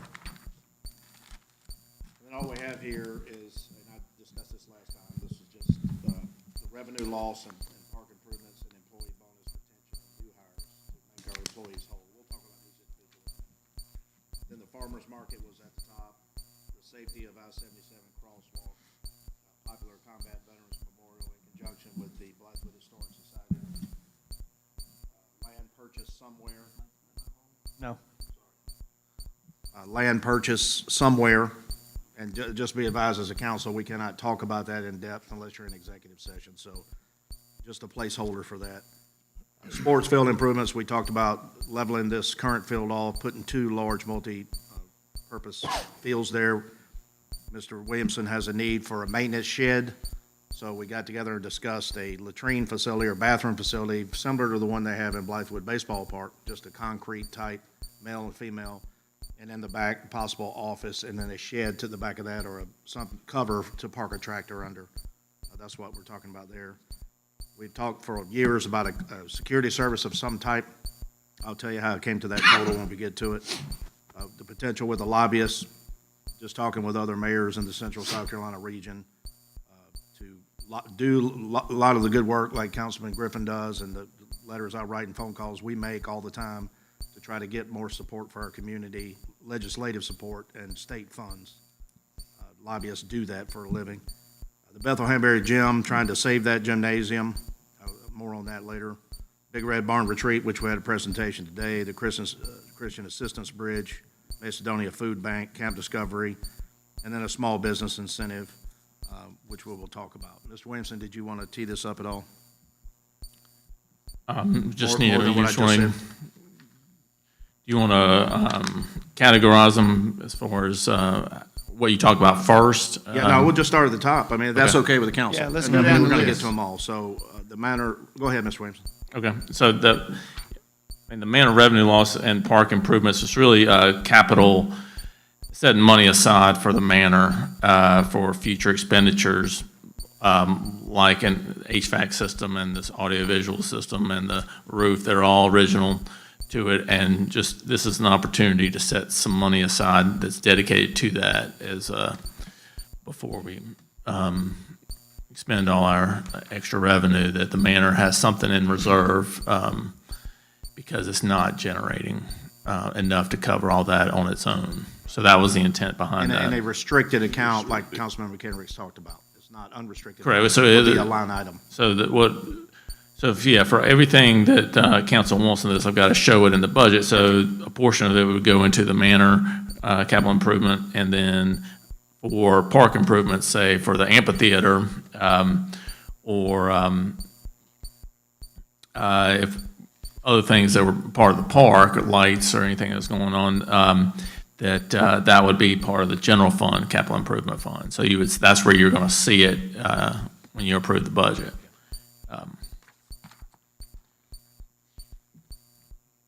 Now, did you all want to discuss the amounts there?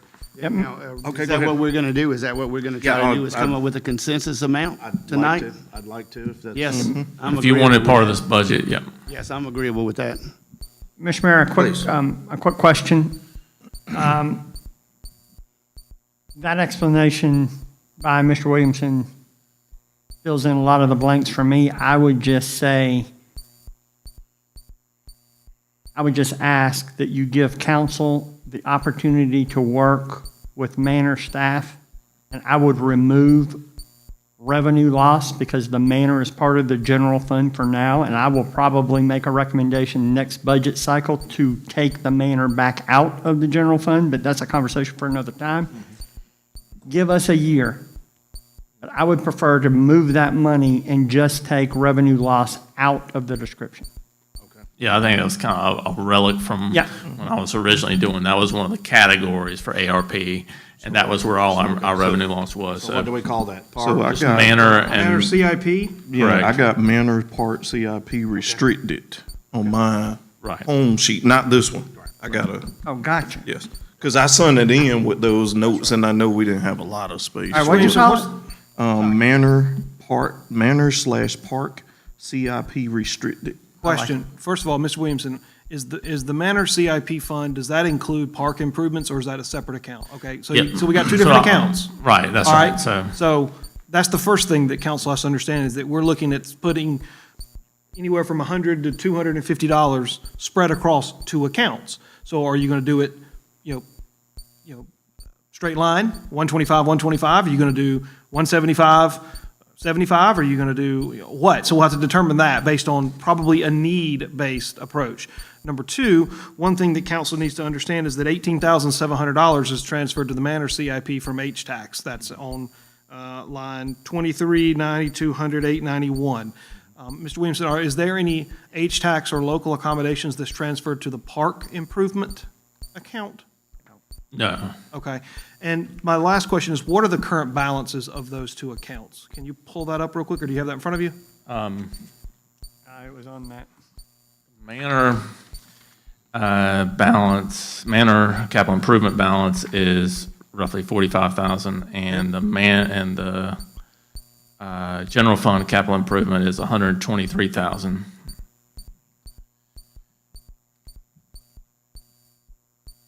Well, my recommendation, it looks like 1, 2, 3 people are at 250, the other ones are at 250 combined. It would seem to me to do like a 75-25 split and kind of keep them even keel. Okay. No objection to that. Cool with Because like Mr. Williamson said, we're replacing the floors. That may have already been budgeted, but we're gonna have to replace the roof, the HVAC. There will just be general maintenance and repair in the manor. I've talked to Ms. Jana about this ad nauseum. She can give you a laundry list of projects that need to be repaired. So, Okay, so 250,000 at 75% Manor CIP and 25% CIP. Well, McHenrick and Ballman were lower, so do y'all want us to adjust that down to say 200,000? Will that make you feel? If you're not using it for manor debt, I'm good with 250. I'm good with 250. I'm good with the consensus. Okay. So 150 and 50? no, that'd be a 66-33. I'm sorry. 75, 25. Yeah, I'll figure it out. He's got it. Yeah. Thanks. Okay, now then the employee bonuses, retention, new hires, giving you all the information on the attendance and, Now, this one may be contentious. Can we come back to this one? yeah. No, I think Go we ahead, could. Griff. Because I had a discussion with my colleague here before council meeting, and I think that we understand each other, because I think the last time we discussed this, it kind of got a little out of order. I lowered mines from the original, I believe it was 50-some thousand, in support of the bonus plan. And I just set basically a flat $1,000 straight across the board. Looking at the manner, the attendees numbers, it's a lot of fluctuation in those numbers. And so I come down from my original 2,500 per employee to 1,000, just to draw conversation amongst council to see, is that something that we can agree on? Oh, you're talking about part-time, full-time? Yes, part-time. every- So in my sheet that I sent to you, it said full-time, part-time, even the retired employees and the one deceased employee that we have to make that payment to their beneficiary. Yeah, and that's the same math I used, $1,000 across the board, 29 employees roughly. And then the other 29,000 was the makeup pay that all the part-timers lost. which you have a spreadsheet we talked about. Correct. So that's how I came up with 58,000. 29,000 to make everybody whole who's a part-time employee and lost pay based on their average wages before that, and then $1,000 across the board. So I agree with you. Yeah, I'm definitely not gonna argue with more. I just, from the last meeting, just wanted to draw some type of a line. But if more is on the table, I definitely support more. But at a minimum, I definitely support what I put across the table. And then, all right, So there's a little difference in what the two of you are saying. Okay. And that difference would be, I believe what Councilman Griffin is saying is take all employees, full-time, salaried, and part-time, hourly, and everybody gets $1,000 check, and that's it. no, he said plus, And then you were going to say plus making them whole. Yes, the part-time employees that lost work because we closed the manor, we did a calculation, what they would have made had there been no closure, and we would have had events. That number came out to be $29,000, right? right, it's actually, yeah, it's like 24. Okay, 24,000. Yeah. Okay, and then, 24 and 21 would be 50. So okay, so I get, 29 just to and clarify, 53. when you're talking about employees, are you talking about, current employees as of, what date? Because we got, And the ones who worked during COVID. okay, So I'm not going to say you were wrong, Mr. Mayor, but being contentious, but I think still we're on two different pages here. And I talked to Mr. Williamson and got a lot of information from him because you have to, if you're talking about making employees whole, I took 2 consecutive years running the same period of time, averaged it out, and then subtracted what they were paid headed into COVID that year, and then came up with an amount. So that varied anywhere from $248, I believe, was the lowest, up to a couple thousand for people who worked a lot.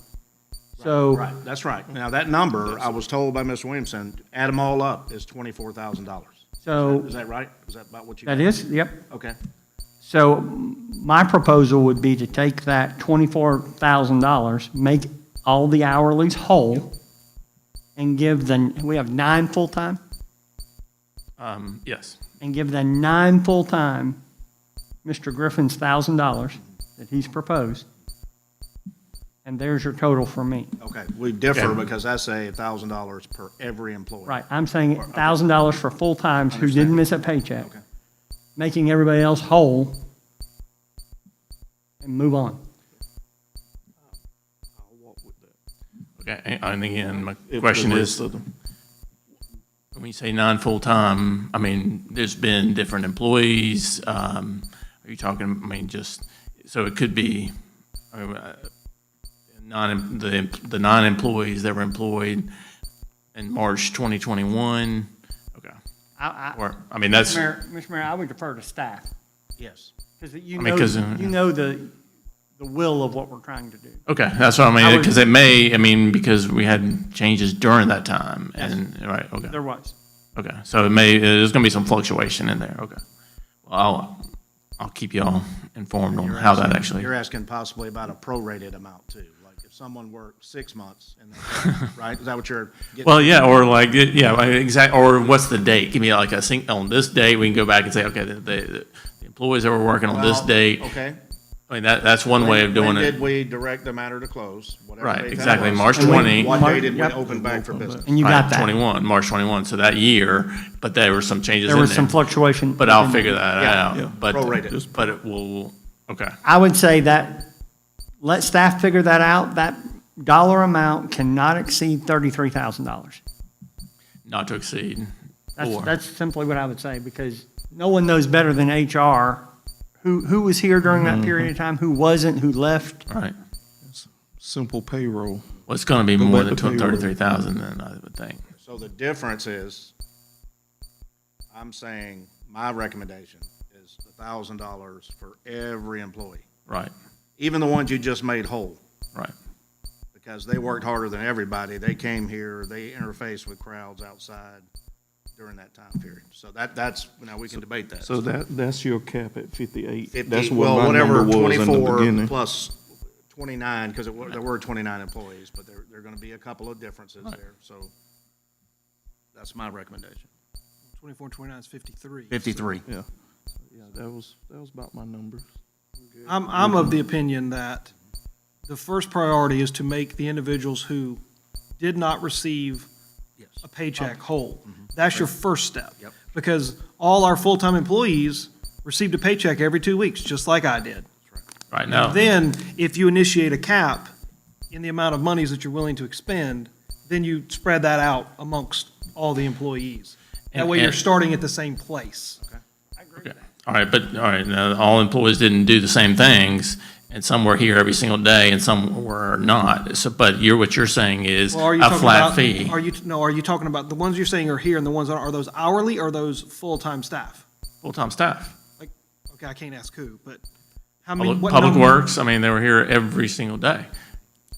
There was office staff that was here every single day. Are they hourly or salaried? They're all salary. They're all salary, okay. But, I mean, if we get into, I mean, and I have the spreadsheet that reflects all that. But then it gets, I mean, or do you want to just say flat? That's why I proposed Right. a flat. It made Right. it easier on Right, staff. but then, so I'm not going to prorate it. It's basically if anyone that worked during that time, at say a minimum of 6 months, flat. I mean, just to keep it simple. Because some started, finished, I mean, so, I mean, that goes back to your plan, Mr. or just say, Same thing, you know. basically who was there on the last day, March 2021? And that would probably That be, would- okay, I mean, you're never going to get to the winning formula where every single person is satisfied maximum. But I mean, if you just say, look, okay, when we came back to work on March, everyone came in full-time March 25th, 2021, who was on the payroll? Okay. As long as they weren't hired just a week before that. Correct, yeah, I mean, with them, didn't have I any. mean, they weren't, yeah. I got you. Okay. Does that sound okay? Yeah. Are you okay? I'm fine with that. So where does that leave us, though? So make all the attendance whole, Yeah.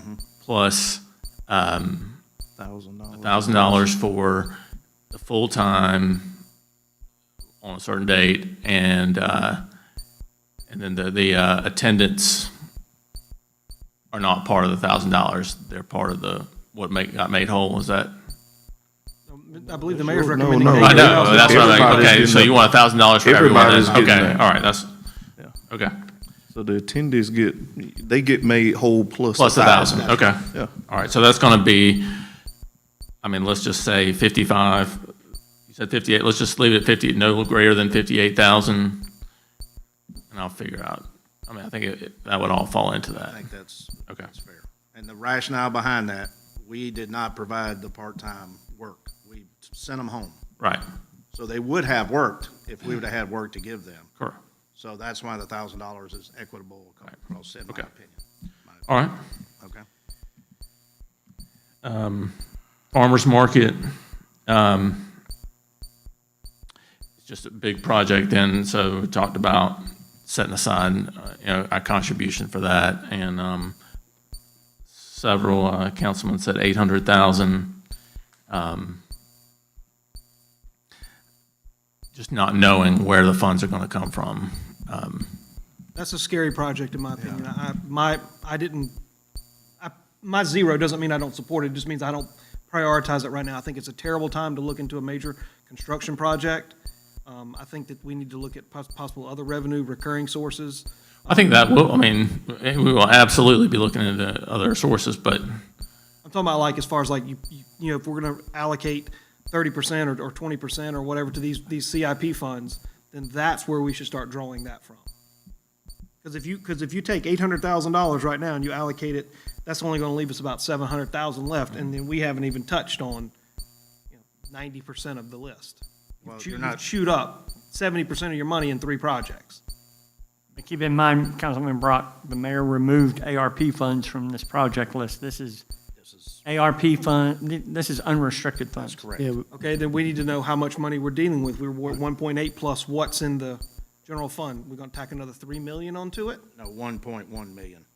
I'm sorry, yeah, so ARP, I know we don't want to use that here. The remaining is 1.8 million. If you funded all my requests, which we're debating, so we're not gonna, it would be 2.93, so you'd have to come up with 1.1 from the general fund, which we have over 2 million right now. 3 million. That's, Almost 3. okay, Yep. but that's not entirely true, because you can use H-tax and A-tax for, and there are some balances in those accounts. There are. I want to, when I Okay, get a chance, I please, want to, and maybe what I have to say will change your mind, maybe it won't, but I'm glad Mr. Moscati is here. Monday night, we had a Doco Meadows Park Foundation meeting. We have a potential donor on the line, can't name it right this second, substantial amount of money, a substantial amount of money, that if we contribute ours, we can break ground at any time the plans are ready. Because this donor, and I'm gonna just tell you, in my opinion, because of who this donor is, if the town doesn't step forward with our share, we're gonna look like we got mud on our face, and this is our project, and they're willing to step in. And basically, with our donation, we can fully fund this project as soon as this other donation comes in. And Mr. Moscati's here, and he knows that that's our number one priority, the council, and that's the number one park priority. And this donation will put us over the top with, if we contribute 800,000 and the project is of 1.2 million, then we won't have to spend our entire 800,000. We will basically, I'll save a couple $100,000 off of that 800. But that's how substantial that donation is.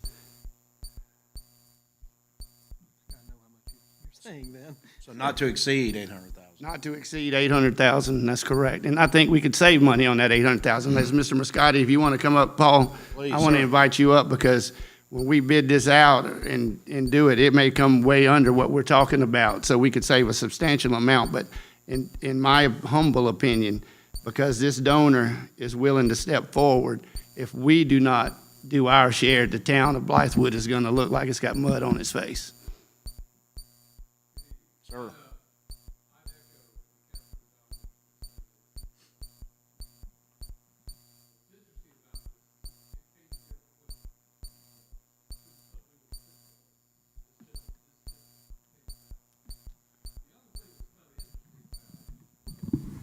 Hold on just a second, Pop. People complain at home. That's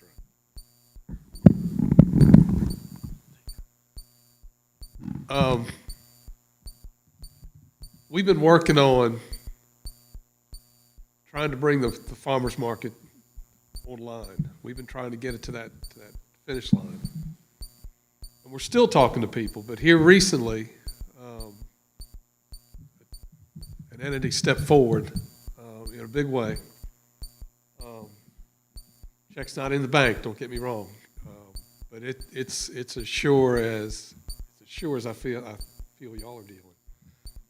The other thing that's occurring, there is still a third donor out there that is in the mix, and I say that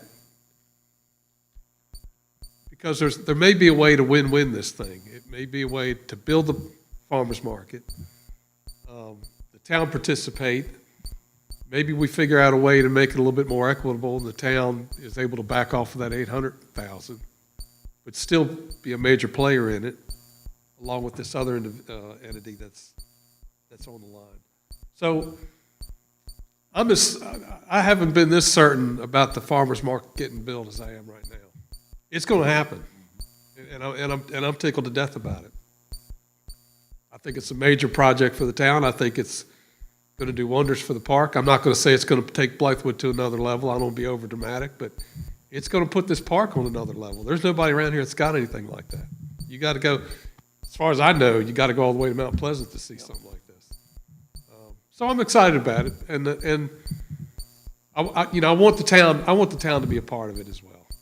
I think you'll want to be a part of this whole thing. Once everything comes out, I think you're going to you'll be glad to at least have a part of it. But I don't want to. I know there's more needs than money. That's always the case. That ain't gonna change. So that's where we are. I'm glad to answer any questions if I can. I just think, Paul, what you said, I think with the town's contribution and this other entity, we will be proud to partner with this other organization to build this farmer's market. Mr. Mayor. Please, Councilman. Mr. Muscati, thank you for coming. Thank you for being here for 2+ hours. We appreciate it. Feels like the old days. Oh, you gonna trade? No. Do you happen to recall off the top of your head how much the farmer's market was budgeted for in your presentation when you were here maybe a month ago-ish when you were on the No, I phone? meant to look at those numbers and I did not. Carol, let me see. Remember, I think it was Councilman like Ballmer? 1.2, Okay, 1.2 million. That was in that high end for that. It's got to be somewhere in the 1.2 to 1.4. It bid on bid day for like 750,000, and that was 10 years ago. okay. When I escalated those numbers, we have checked that escalation. The process I used that day to come up with those numbers, we've kind of checked some of them, and the formula's about right. So I want to say it's between 1.2 and 1.4. All right, well, it's always better to overestimate and then come in under budget, right? I'm not mistaken. My very first council meeting, we discussed the farmer's market. And the only, I wouldn't call it objection, point that I wanted to make is that instead of building a true farmer's market, look at doing a multi-purpose, multi-function building. Maybe you don't need restrooms, but because the restrooms are like right across the street, if it's gonna be in the field beside the Hoffman House, I don't exactly know where it would be. It was originally supposed to be in the Butterfly Garden. Is that the current location, or is it more of an L-shaped in the field beside Hoffman House? It's back to the original, the L Okay. shape in the field Okay. back behind town hall. Okay. The only concern I have in committing a large sum of money is it's being promoted as a farmer's market, and the farmer's market operates 1 day a week for about 10 months. So if you're at 40, that's about 40 days, 40 Wednesdays, if you do 4 a month. We have to find a way that the building is marketable when it's Columbia hot and when it's cold. If that involves HVAC and some sort of retractable doors or walls or some sort that we can actually close it up if it's pouring down rain. I just think we just need to take it a little bit further than just a walking pagoda of some sort. And if that requires additional investment, I think it's worth it because you're going to turn around and monetize that and be an economic driver, an additional economic driver for the park. How you do that, that's up for architects and designers. I think that it kind of needs to be a little bit more than it is. And I hear what you're saying. I understand what you're getting at. I've got a lot of time invested in the park, and I enjoyed it, and I continue to enjoy it. We spent a lot of time on those plans, and I would love to bring a set of plans up, and I'm talking about a set of plans for every feature in the park. And one of the constant themes throughout those plans, you can look at any structure, any feature, and it says Blythewood. It's got Blythewood written all over it. And that's what's so exciting about this place. This is probably, I've probably done close to $1 billion in construction. This is probably the prettiest building I've ever had a chance to work on. I mean, I'm very proud of this building. I'm very proud of the park itself. The farmer's market's no different. And what I would say is, I certainly understand what you're saying. I wouldn't want to build something that when you walk by it, you don't say that's Blythewood. That worries me.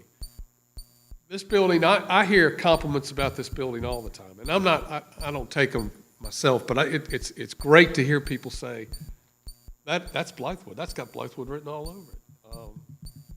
That farmer's market is a substantial building. And I understand your point about it's only going to be a farmer's market for 10 months out of the year, but that's 10 months out of the year. It's a lot of exposure. It's only one day a I week. fully expect that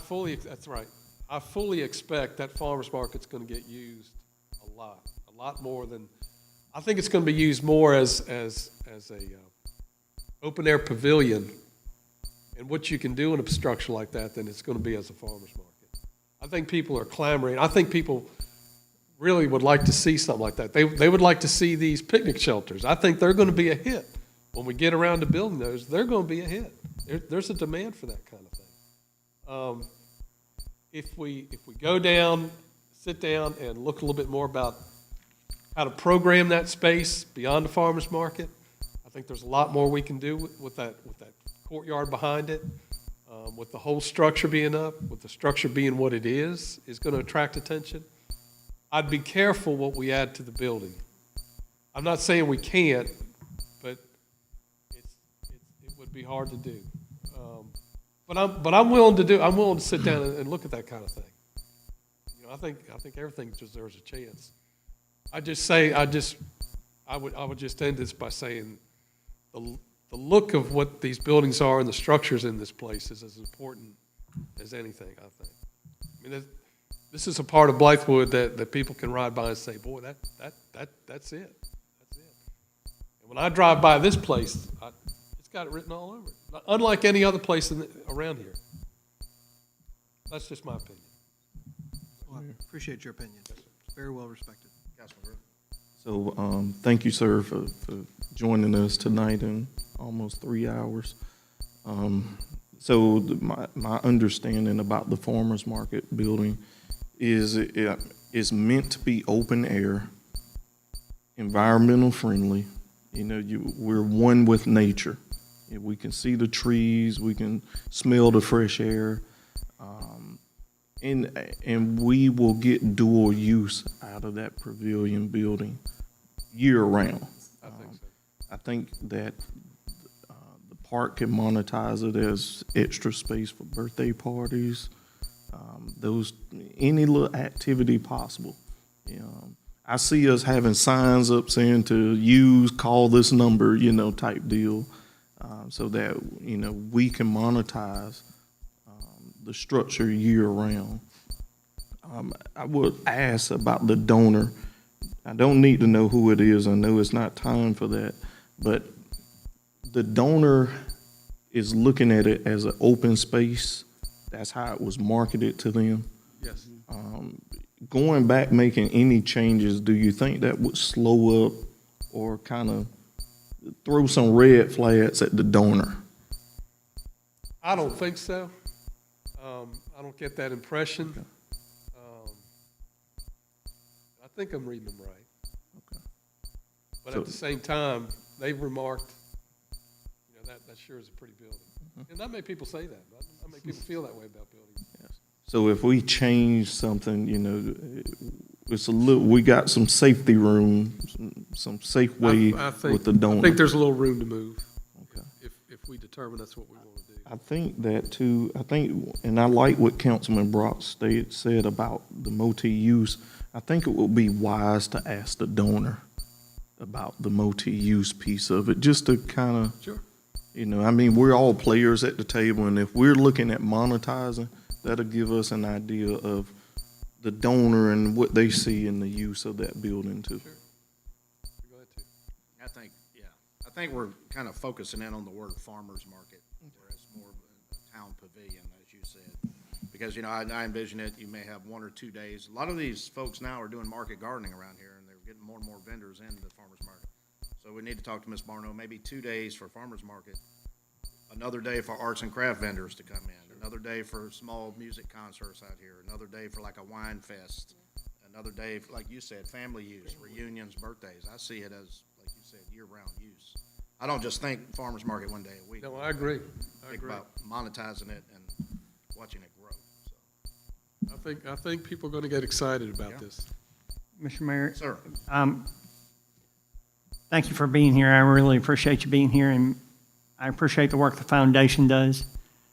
So for both you and Mr. Ballman, thank you for the time y'all put on that foundation board. And Paul, it's no secret to you. Personally, I have coined the Park Foundation promises made, promises kept. You're an unbelievable organization who do what you say you're going to do.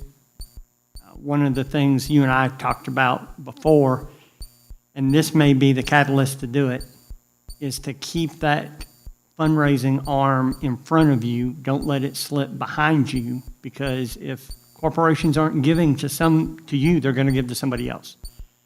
So this may be the catalyst to say, okay, we've got another project on the horizon, and to get smaller companies to stay on the hook for their donations as well.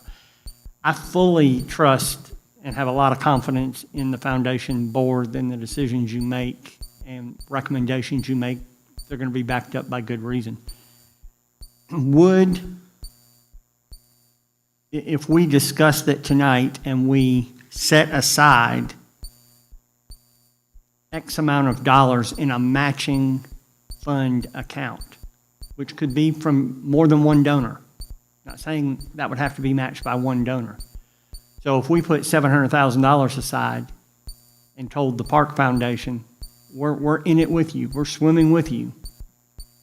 This $700,000 is available in a 100% matching grant, or any percentage that you raise will match up to $700,000. Would your donor be moved, and would the foundation see that as a way forward?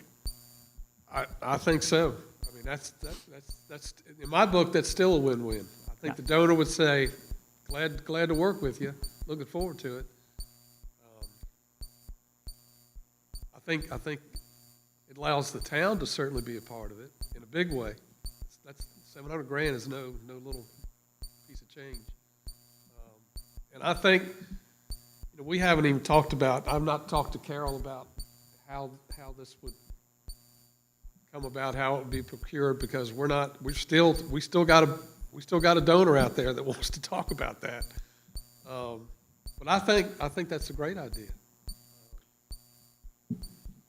So, Mr. Mayor, I would go on down to 3 and just do exactly what I just recommended. Set $700,000 aside in a matching grant, and formally let the foundation board know we've done that.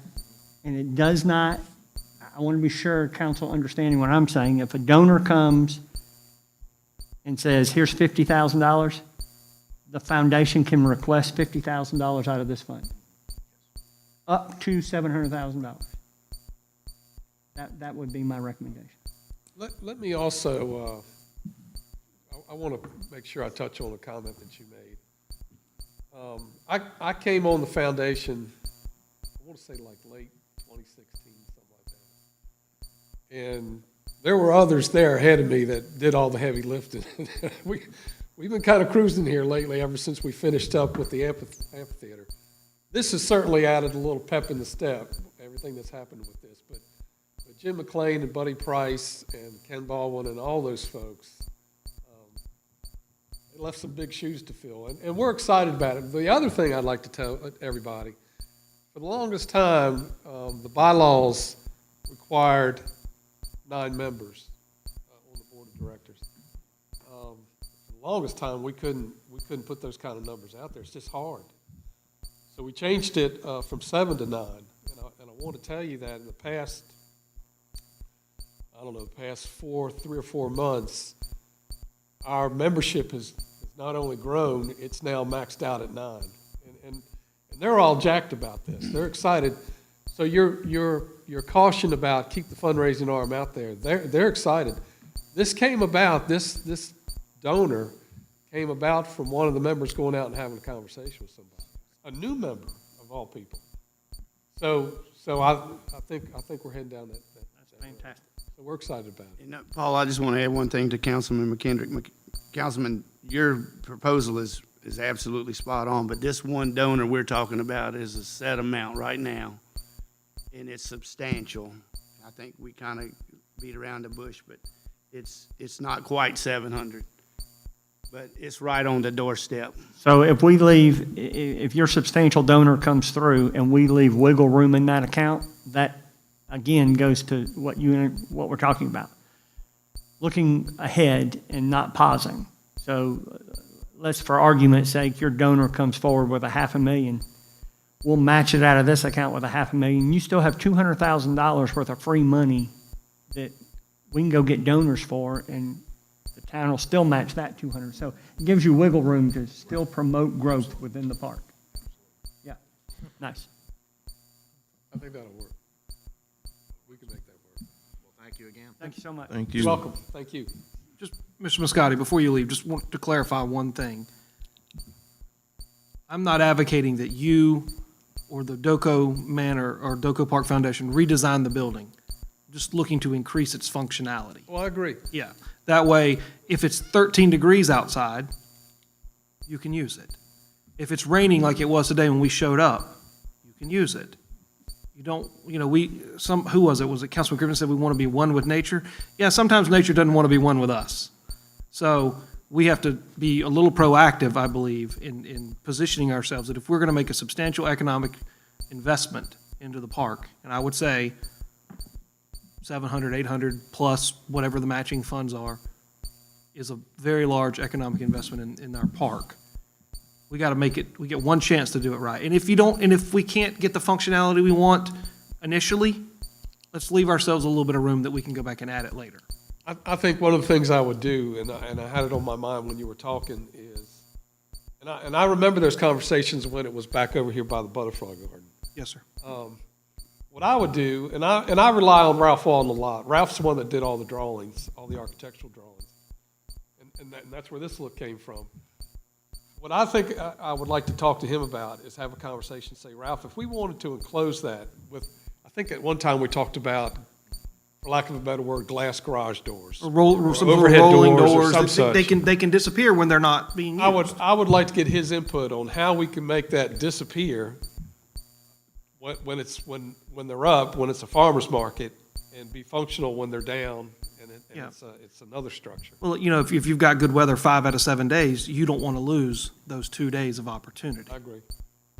But he would be the one, and the reason I bring Ralph up is he would be the one that would make it look like Blythewood regardless of what weather Okay. it's functioning nice. That's why I brought that up. I think it's worth a conversation. I think it is. I think the air conditioning doesn't bother me. I'm not so much worried about air as I would be about. That can look great in there as Would be about heat. Well, that too, and that can look great. What I fret about, what I'm concerned about is how we close it in and what that looks like. But I think it's worth a conversation. I wouldn't shut the door on that. Thank you. You're welcome. Thank you. So one other thing, before we decide on that dollar amount that Mr. McKendrick was talking about, my only concern, and I'm very appreciative as a Doco Meta Park Foundation of anything that the town would contribute. My only concern would be if it's matching and, it's only a certain amount and we match it to a certain amount, and we still fall to a $300,000 short, and then that's a big fundraising arm that we have to continue doing, which is we're doing anyway, but that's not an easy donor to get. And we got this donor on the line right now that's substantial, that would, if we just said, okay, here's 700,000, I think the thing could be built. That's just my opinion, instead of saying, here it is, and now we got to bid it out and we don't have enough money to do it. And then next year it goes up another $100,000 and now we're $100,000 behind the 8 ball again. So I'm excited about the new donor. I just would like, and I think the town would be excited once they know and get partnership with it. But I would like to see, if it's $700,000, I'd like to see it set amount at $700,000 that we contribute to it. And if it's not all necessary. And if it's not necessary, then it comes right back into the town, like even at the 800, and say that would be 1.4, give or take 1.5, let's say. That if it didn't take that, it took 1.2, then that 3 could come back into the town. That's just my opinion. Yeah, Mr. Mayor, and I don't disagree with Councilman Ballman. I would use this as a catalyst, and the town's still going to have substantial unrestricted funds and would rely on the foundation board to come back and say, hey, got the donor came forward, we matched it, there's $200,000 left in the matching grant, and we're $145,000 short. I would move to take the 145 out of unrestricted funds and leave the 200,000 in your matching. Yeah, So I'm saying, I'm agreeing with you, but I'm trying to give the foundation juice to go raise money. Use the town's matching grants to go raise money. And remember, there's that third donor out there. That's an interesting kind of mix. Because they're looking, I suspect they're looking for naming rights. They've got a lot of incentive. I do.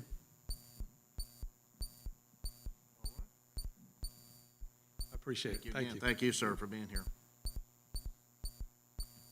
700,000. Just to clarify, is it matching or a flat amount? Matching gives the incentive, and it also, I agree with Councilmember McHenry. Businesses will come forward if they know they're gonna give 50,000 and you're gonna give 50,000. Yep. It's an incentive for them to do that. For the budget purposes, I'll put 700,000, but I think we would need a resolution or something from council to clarify how the money would be used. But, I'm gonna put 700,000 in the capital improvement fund dedicated to this, and we can figure it out. Ms. Williams, I'll be glad to help forward that. I actually have, from a previous, I worked on a previous foundation board and we did something similar. I may actually have that wording, Okay. but you and I can work on wording to bring back to council sooner than later if we can do that. Okay. The other one, the next one is the I-77 crosswalk. Let me get this mic.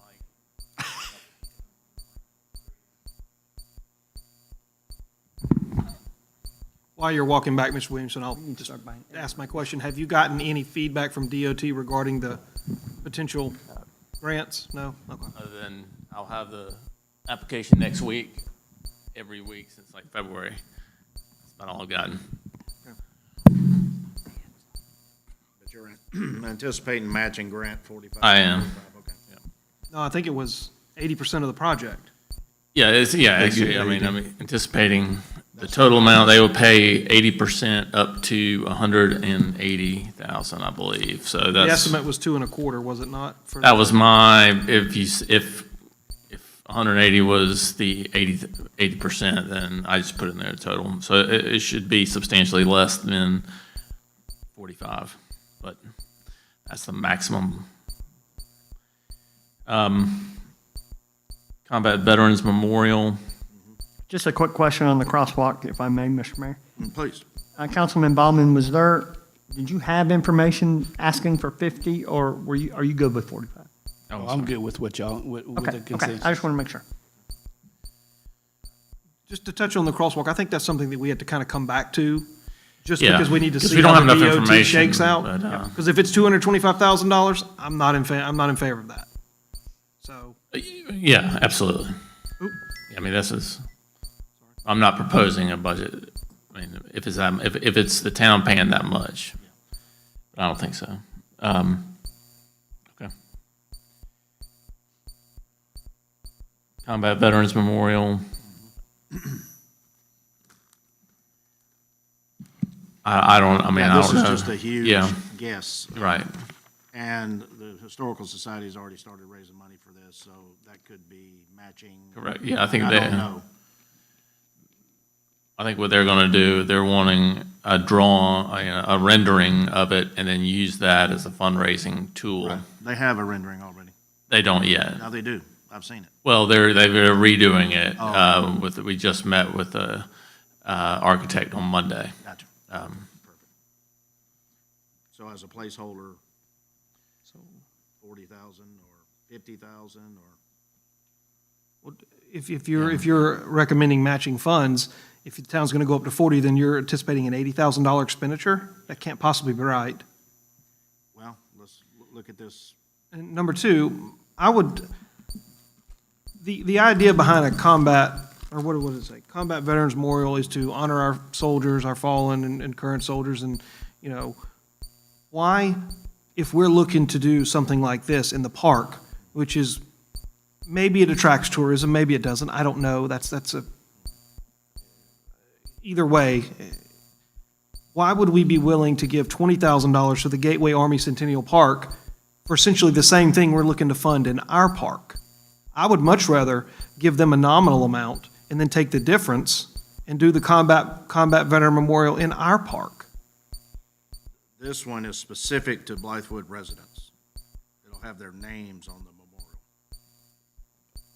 Doesn't change my The position. one on Fort Jackson is for any soldier who grew up here or retired here and goes back to Fort Jackson and sees the town of Blythewood sponsored our soldiers who've all come through the gates of Fort Jackson. Yeah, but this one invests in Blythewood, and the other one, we're just tagging along with everybody else. And it definitely doesn't attract tourism, which is why Mr. Williamson took it out of H-tax. Okay, I'm good with 40,000. Mr. Mayor, question there? Please. Mr. Muscati, is the Combat Veterans Memorial part of the Park Master Plan currently? Is on the Parks Master Plan, is the Combat Veterans Memorial part of that, or is the Historical Society talking to y'all about placing that in the park? Monday, I guess I mean. Yeah. So, Yeah, so it's not currently in the plan, but they would like to have it in the park, but have a more prominent location. So that's what they're, and the foundation's aware of that? Okay, yeah, I'm good with that, Mr. Mayor. Okay, thank you.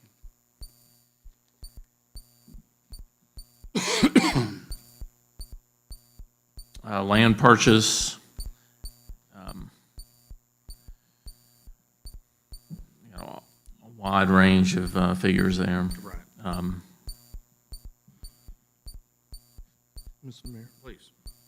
I'm just, and I'm looking at my numbers because my numbers were based on almost actual one particular land purchase. I'll just yield to see what because it's a large range going from 250 to 1.5.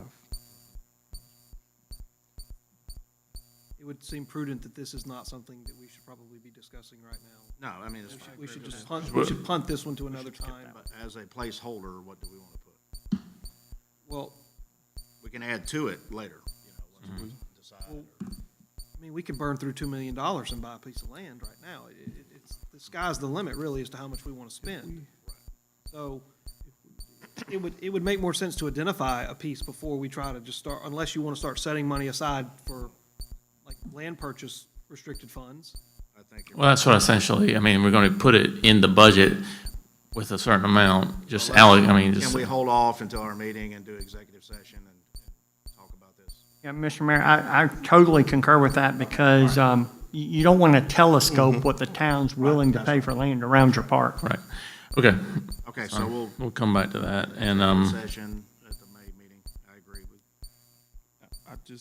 I have one concern because I'm trying to do some math here, and right now I'm looking at a balance of 719,854. I'm trying to follow exactly, subtract them from the 1.8.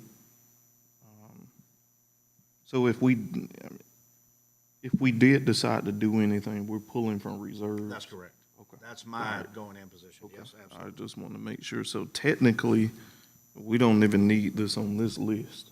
Right. Okay. You're right. All right. Take that out. And for discussion purposes, Mr. Mayor, I would probably also punt the one right below it until we find out what may or may not happen with earmark. That wasn't on the original sheet. What's that? The next one, Well, sports. we put, it was on the one that I sent out with the mayor's yeah. updates. And this is basically a backup if there's no state earmark for that, like we talked Yeah, I about. see it. Yeah. So, yeah, we could, Again, you don't want to telescope, we don't need your right, earmark. that's just a placeholder, absolutely. Yeah. Right, okay. Please don't do that.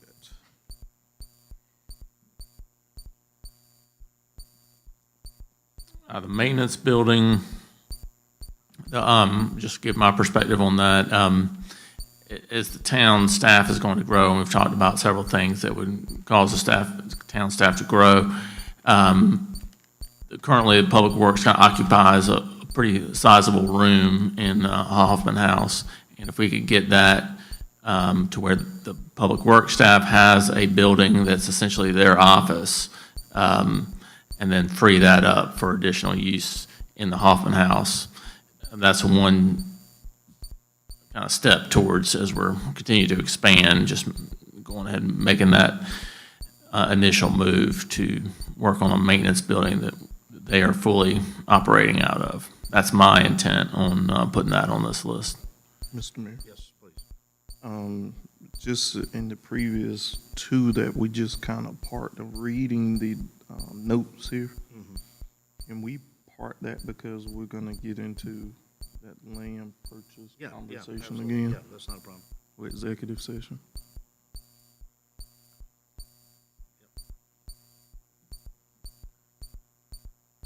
Because they all go together. Mhm. Land purchase, Yeah. sports field, and maintenance building all go Okay. together. That'd be the same project. Same thing. Well, if it doesn't fall under that, I think that you could kind of kill two birds with one stone, and you could put your maintenance facilities kind of where the restrooms are, make a bigger building and have your restrooms as well. Kind of one big project. Right, That's that's what what it the is. That's mayor's what it is. proposed. It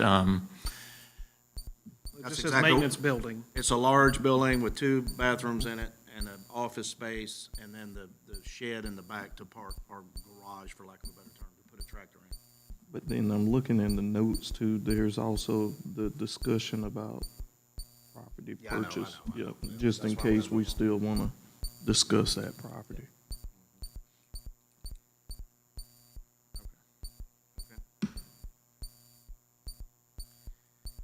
Contract security services,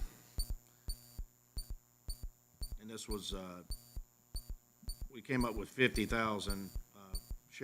Deputy Sheriff Hovis said that they were still willing to do our security and code enforcement for $45 an hour, and that's what he said. And so if you did $45 an hour times, say, 3 random hours in the night, if you just decided to do it that way, and it's 365 days a year, that comes up to $49,275. That's assuming you pick 3 hours. Also, we don't know about this contract security company, but we're hesitant to recommend that because. and is this, the intent of this also is to do code enforcement? No, I'm sorry. He said they would do those things for $45 an hour. Right. This specifically is talking about security of this park. Just the park? Yeah, in the Hoffman House. Okay.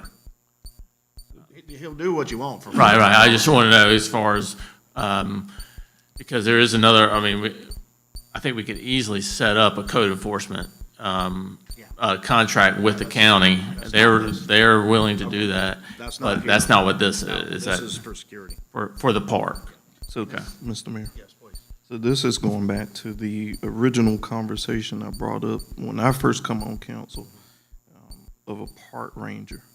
So we're looking at something towards that realm, private security or constable service type deal Yeah, coming in. this would be either off-duty sheriffs or deputies or contract service. If we hire a full-time employee, now your expenses just went up over $100,000 with healthcare, retirement.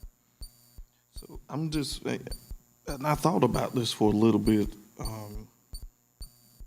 Maybe we can explore using some of the state constables that comes through. I know it's a group of those guys, they pretty much go and do anything. And I think that's just having that conversation on what we expect from them.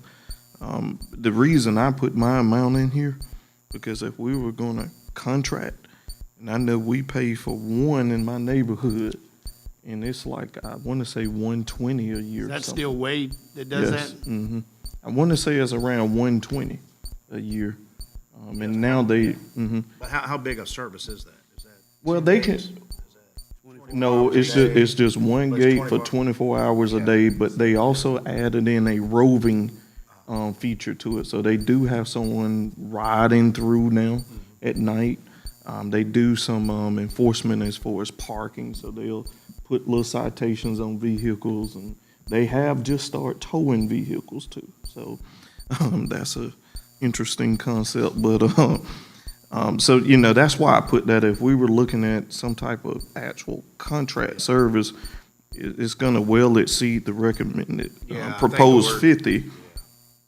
But mean, it's worth a conversation. Yeah, I mean, absolutely just right. to I like the really concept. see exactly what, from constables, to private security, to see what would be the best, angle of service for the park. Yeah, I know. We talked about that, a contract, there's that law enforcement issue. They really don't have the authorities and all those things required, whereas an off-duty deputy is already a sworn peace officer. They can do it. And your constables, they're still, Yeah. they're sworn officers. And that's They're fine. That's perfect. retired, but we would save money because they're already linked in. So if they needed something, they would let Richland County know that they're working the Blythewood area. And let them know that they're here so that if they need assistance and things like that. So I just think it's worth a conversation, just to see exactly what those figures were. Yeah, absolutely. We'll do that. We will do that. We didn't think 24 hours was necessary. Because in the daytime, if something happens, you call the sheriff's department, they come in. Oh, yeah. Nighttime was what we were looking at. It all depends Yeah. on, they'll give their rates. I mean, we can explore that, call Wade and Ally and whoever else in the area. I will say, I mean, the fence and the gates and the cameras are having a substantial effect. And I don't want to, we put a considerable investment in those things. And so you just do not get the nighttime hanging out that we had before. I mean, so I think we could try it out, but it may not be that, I mean, there's just nothing to patrol very much. But anyway. Can I ask one question too? When we're talking about this contract security, and I've been getting a lot of requests here lately, and I understand why we closed the gates here, but I've been getting a lot of requests for these gates to be back open when we have events going on, especially like the farmer's market. Right. It's at that time of day that getting through Langford Road and into this main gate is horrible.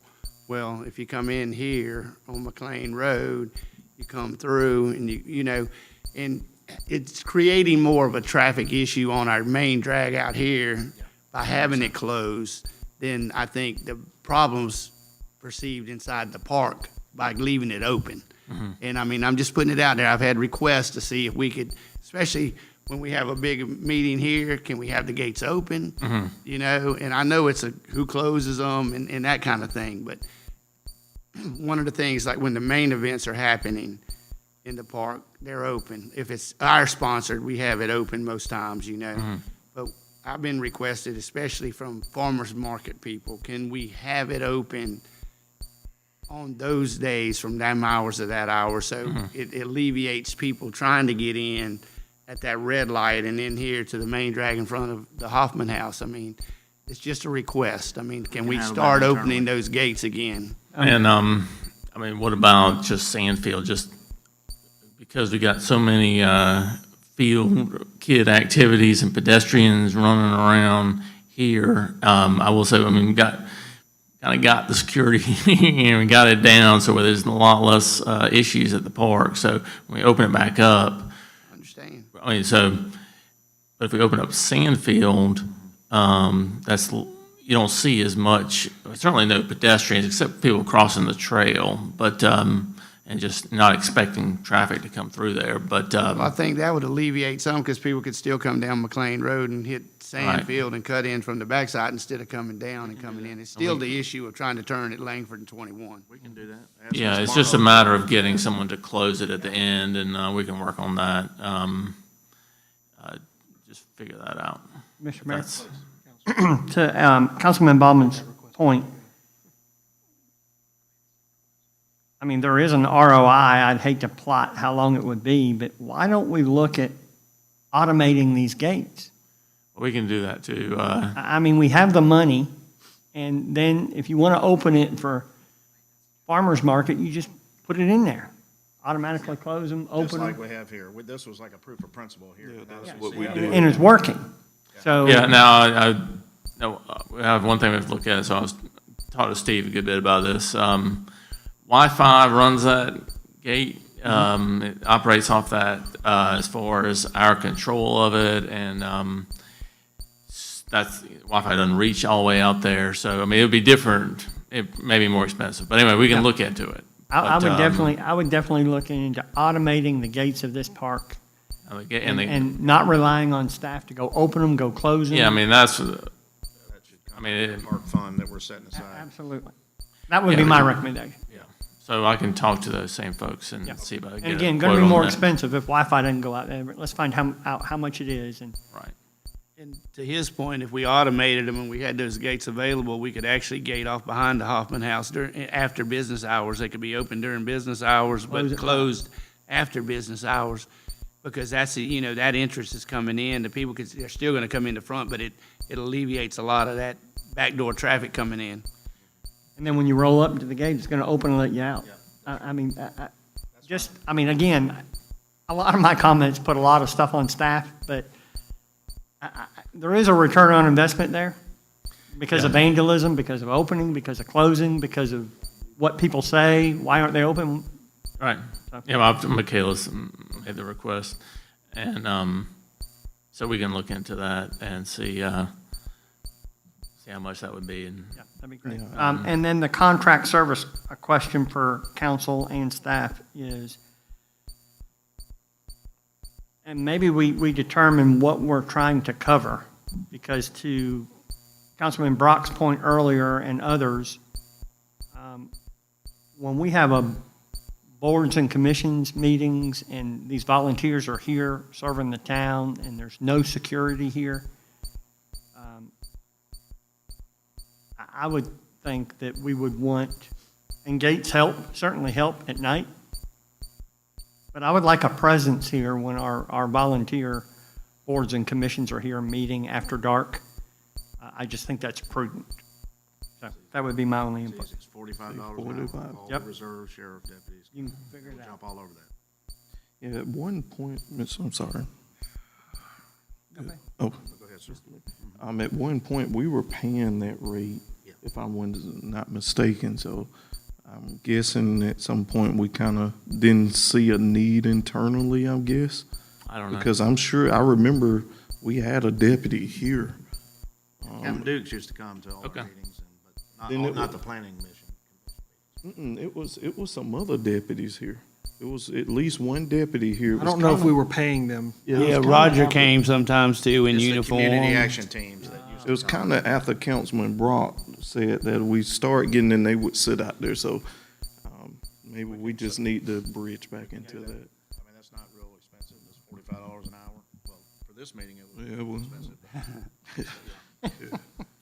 No, but if it gives people, citizens peace of mind and those, and all of us, that's fine. It would probably be more than 50,000 then if we set it for every single town meeting as well as patrolling the Well- park. So maybe we do this. Maybe we set it up like we did with the AV tech side. And we set aside another line item for that type of setup, for security pieces. And then we just put money into that piece like we did in the AV. I believe it's like maybe 5 or 10 grand there. And we kind of use that to base off of the meetings. Just my Mr. suggestion. Williamson, my question in regards to security services throughout the park is you mentioned that gates, the closing of the gates and the closing of the park has significantly reduced vandalism, hanging out, loitering, those type of activities, correct? At night. At night. Have you, if that's the case, then these events within the park have also dropped, right? There should be a decrease in vandalism, a decrease in crime in the park, correct?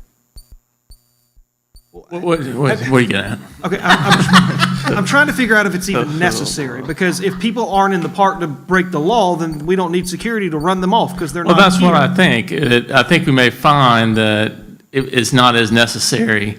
I mean, now, we don't have, no one is patrolling it. I mean, this is somewhat anecdotal for me to say that, but there's just, we don't get the activity all the time. I mean, we don't see it on the cameras. But I think that if we were charging them by the hour, we just kind of see, okay, let's have a trial period and see what's there. It doesn't seem that it's a $50,000 to $100,000 problem. is my point. Like, I think having security at our meeting, which I've been asking for over a year, is a good idea. And Councilman Kendrick saying we should have it at some of the other meetings, that's a good idea. That's, if you allocate 3 hours maybe for council and an hour for, planning commission, you're at 4 hours, so that's $180 a month, plus the extra Times 5 meetings. Meetings, yeah, whatever. Well, yeah. it doesn't approach anywhere near $50,000. Point is, if we don't have the crime and the activity in the park, if it ain't broke, don't fix it. Yeah, I mean, I'd rather take that money and buy the automated gates, which well, you yeah, and I mean, I talked would about say a that week just ago. because we're putting it in here doesn't mean we're signing a contract for it. Yeah, but seem to be allocating funds for all these projects. Right, I mean- So it just seems, we can't buy everything, so. Right. I mean, I agree. I mean, I think we've put a lot of money into the security, and it has had an effect, so. The concern is the women and men who come here before the sun is up Mm-hmm. to walk this park. They sometimes complain to me about strange people being in the park at the same time. Mm-hmm. They don't feel safe. Then we've had windows broken and purses stolen out of vehicles. Right there, right during the same time period. And then at night when there are people out here right now, I guarantee you, Mm-hmm. walking around this park. So that was my Right. gut reaction is to have 3 random hours a night Right. where a police officer is dedicated, not just, hey, we'll drive by and, like Captain Dukes has always said that. We'll increase our presence, but that might be in the middle of the day, not before the sun comes up or when it goes down. Right now, that was what I've sent him the code for the gate. Yeah. He has never acknowledged that, so I don't think they're coming through here. Right, but if you pay them, the reserve deputies will come and they will perform that. And I think you can, like I said, if you did it at random times too, where it's an hour in the middle of the night, an hour when folks get here about 5:30 in the morning to do their walks, have another hour there. Absolutely. That kind of thing. I said 3, and if you want to add the meetings to that. Right. Okay. I'm going back on my original concept, just explore those options. Let's see what the cost is. Let's get a security service opinion.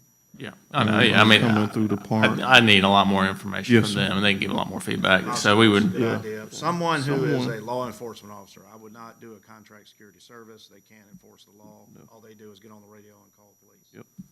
I'll start with And then you're dealing with Roger. liability there too if something happens, but. So I hear it's not a concern, it's not a problem, but we want them in our meetings. I'm proactive. I think that if one citizen has an issue in this park and we value this park, I think that we need to continue to protect the park. And I think we started great to Councilman McHenry. Point about the gates, the proof is there. That was the concept. That was the whole idea, is to see if it works. And it's been working. I mean, for the most part, we haven't had donuts in the field. I hope I don't talk it up, but we haven't had donuts in the field.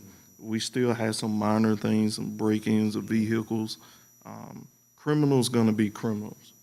And they're gonna always find a way to be a criminal. But I do think there's some goodwill in having someone here. It deters them. It keeps them moving. And I'm sure if our paid security officer sees somebody just sitting in the car at 5 o'clock in the morning, I'm sure they're gonna see, why are you sitting here in the car at 5 o'clock in the morning?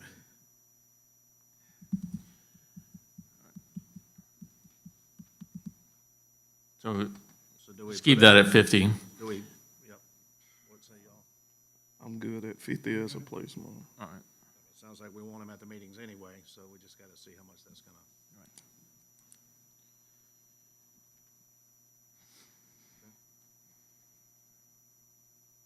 The We lobbyist, can hold off on that. My next mayor's luncheon, that's one of the issues we're gonna talk about. How many other municipalities have done this? What was the payoff? It's kinda like a grant writer.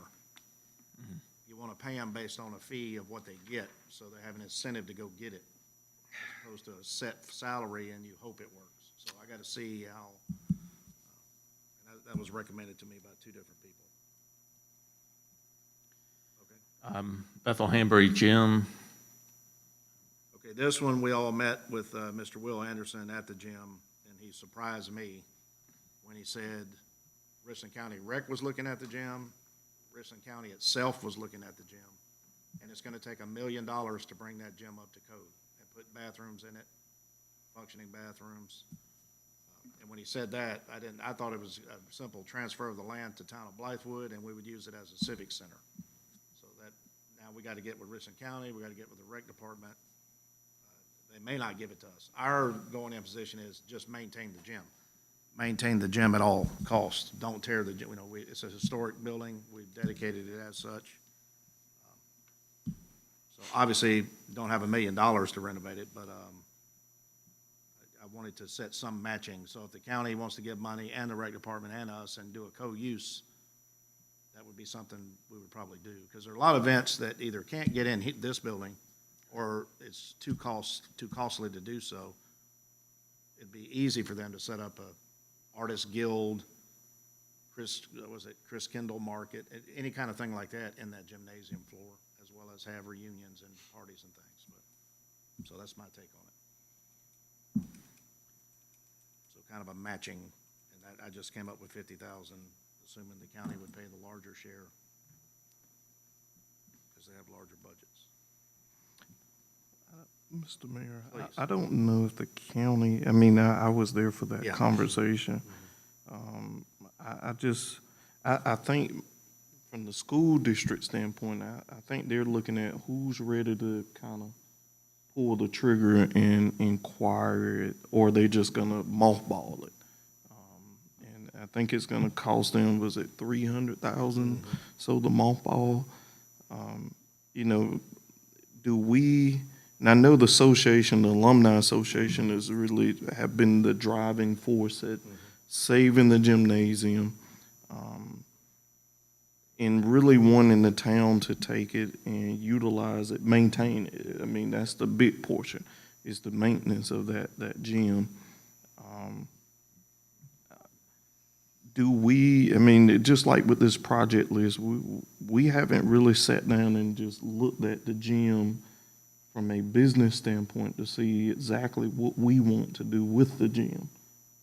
I know we all have ideas on, it's another venue space, but operating, staff, grounds and maintenance crew going there. So the $1 million piece, I talked with R2 folks afterwards just to see if it was funds set aside that they may be willing to match us.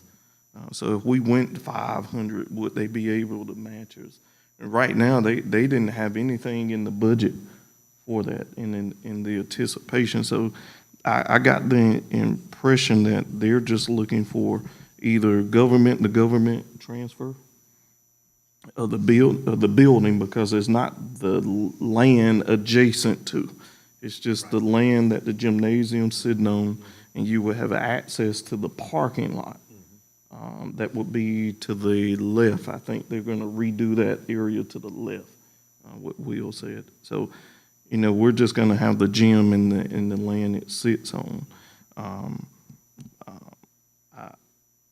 I'm in favor of whatever dollar amount, because right now zero's sitting there.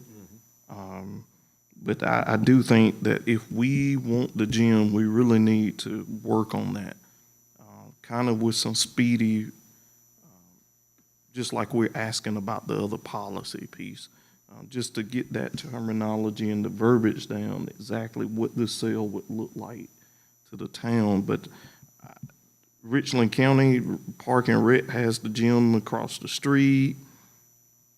I mean, nobody's really moving. Yeah, that's right. Nobody from the county to the Park and Rec is not moving. So either we're going to make a move, or it's just going to sit there and maybe the association find an investor to come in, and I don't know.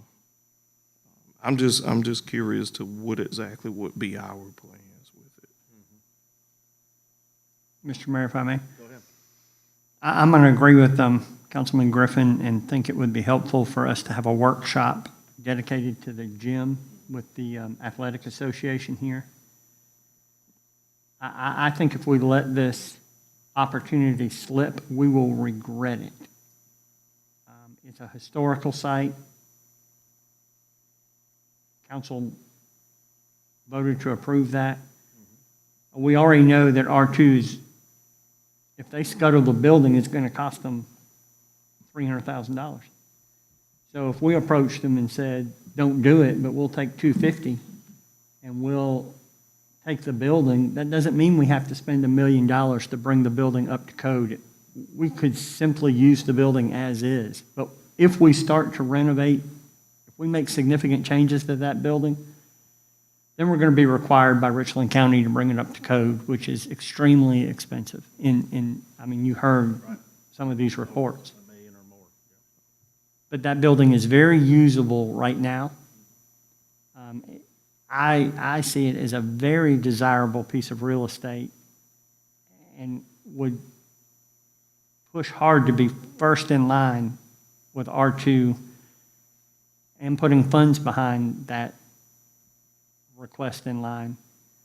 Because if nobody moves soon, then somebody will, and then they're going to be first in line, whether it's Richland County Recreation, somebody's going to do it. Well, So- bear in mind, that's why we called that meeting, for him to come see us, and that's when he shocked us by saying, yeah, we don't know if we're gonna give it to y'all, or the rec department, or the county, or, like, he had other options out there, Yeah.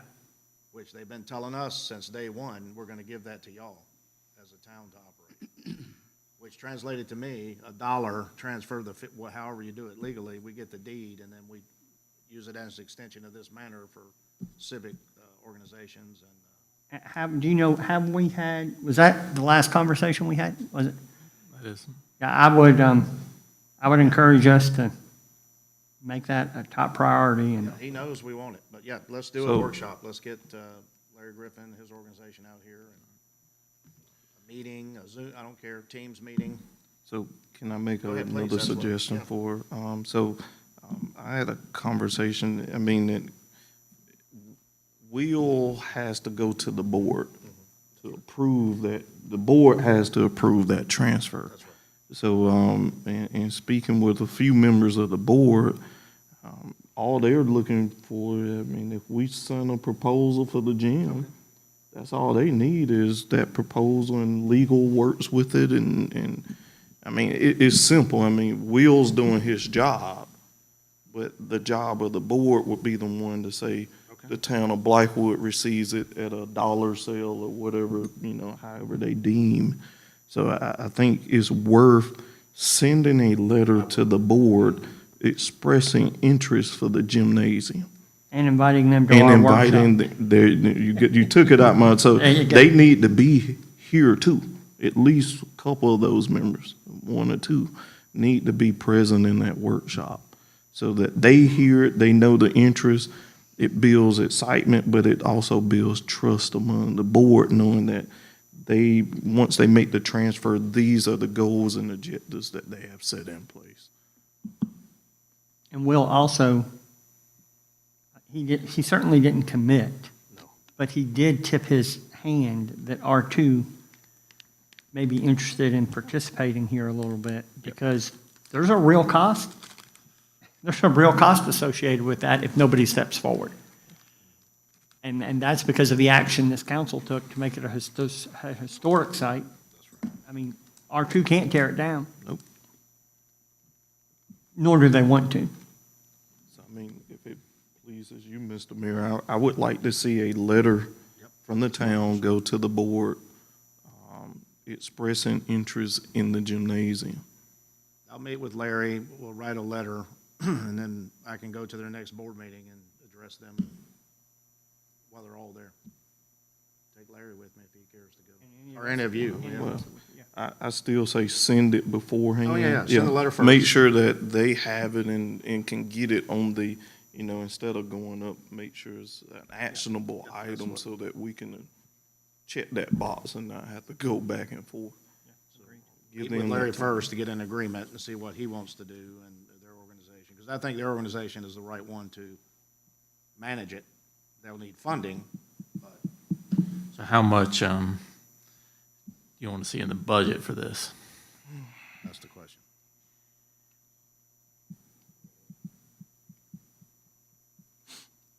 Can we break in the middle at 250? It's not gonna get it done. I know, but my number is 500. My number's 500 too, and when I was prioritizing, this was the number one project on my list.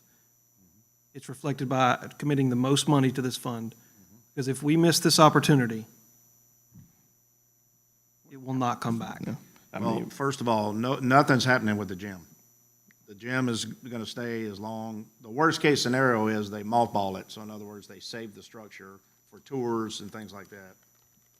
Yeah, I think the concern about them mothballing it is, then that's the money that the school is Yeah, putting into it. that's right. They're not gonna they're offer not gonna- additional They'd later. be happy to avoid that cost. Right. We would be happy, and I do think this sends a clear message. I mean, you could say during our budget workshop, we set aside X number of dollars, and by the time the next school board meeting, are we gonna have our first reading of the budget? I mean, it's in there. We're committing X, and if it moves this forward, it is my number one priority as well. I'm fine with $500,000. Doesn't mean we have to spend it. It's there. We're serious about I it. had 500, but when I heard that the rec commission's going to get it, And it's not gonna. I with agree what money? I agree with Councilman Brock. It's That's what Will said. not necessarily gonna remodel the gym Right, that's with right. new restrooms, and Well, you're gonna have to do some of that to bring it up to ADA compliance. you are gonna have to do some of that. the doors, the ramps. And quite frankly, I'm of the opinion that if R2's is gonna have to spend 300, and we can get it to 7 to get the full Monty, so to speak, then why wouldn't we? absolutely. You cannot build that Agreed. for what we would have to pay. It's a huge win for the town, which again, why it's my number one priority on all this list. It takes precedent over everything else on this list. And to echo what Mr. Williamson said, the minute the school district starts investing money into it, probably outside, and maybe they're willing to meet us some way, maybe they aren't, I don't know. But the incentive to turn the structure over falls very quickly. Because This at is that one of point, those at that cases- point, they're already in, and why This is should one we of give it those to you? cases where we gotta put our money where our mouth is. I'm cool with 5. It needs to be more. I know. It needs to be whatever it takes to get the building to where it's fully functional. And I, for one, Mr. Mayor, think that 5's a good starting point, but we send the message to the school board, we're willing to do what it takes. I think that when R2C, that we're willing to put some money on the table, I think that it would help them come off the pocketbook.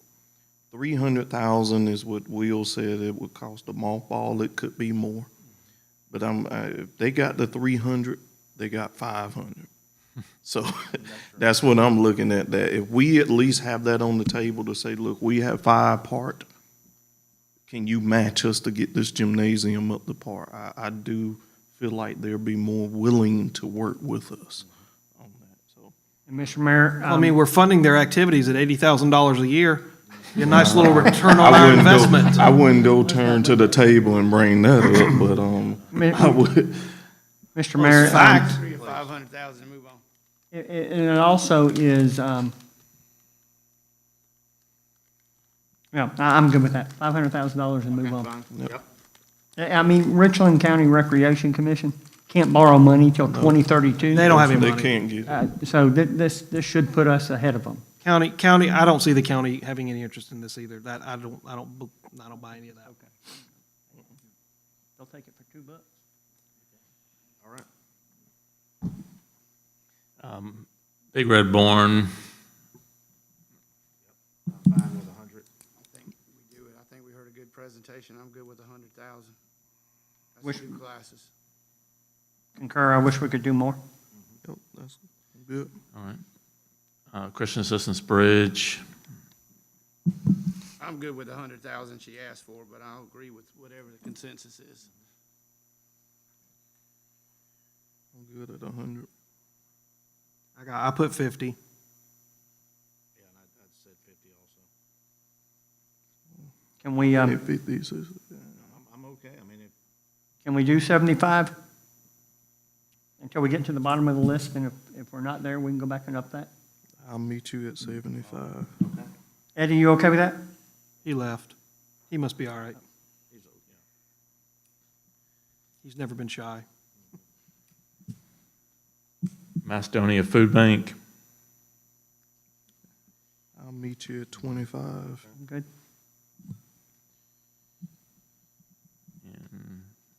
Camp Discovery, I Discovery. changed mine to 35 because I agree with Councilman Brock. They're already getting 15 here. No, that means I've moved mine down to 15, from 30 down to 15. Oh, Because they're getting 15 out of SAT, That's get what I 15 on here, so that's 30 total. And based on Councilman Brock's remarks, I'm good with 15. 15 total. No, 15, no, 15 plus the here, and then SAT. 15 in the SAT Yeah, funds. so So 30. 30 total, but it's coming from two separate line I items. said 35, so 30's fine. Perfect. But from this list, it would be 15. That's correct. Okay, I just want to make sure we're on the same page. Yeah, because we already got 15 here. Yep, so 15. Small business incentive, Mr. Mayor, something I requested to be put on here. I can't tell you the conversations I've had with everybody from the chamber to the Merchants Association to small business owners. There's no win here. How do you equitably give money to our small businesses? Okay, this, I also had it on my list. This is a grant, recommended grant fund for Facade grant for, facade, landscaping, beautification, and it would be a matching grant, so. Two problems with that. Number Okay, one, go ahead. that actually benefits the property owner and not Well, necessarily the that's business. true, we did say that. And two, you're requiring businesses that are effectively struggling to expend funds to get funds. That's a requiring them. lose-lose. in Not my requiring opinion. them.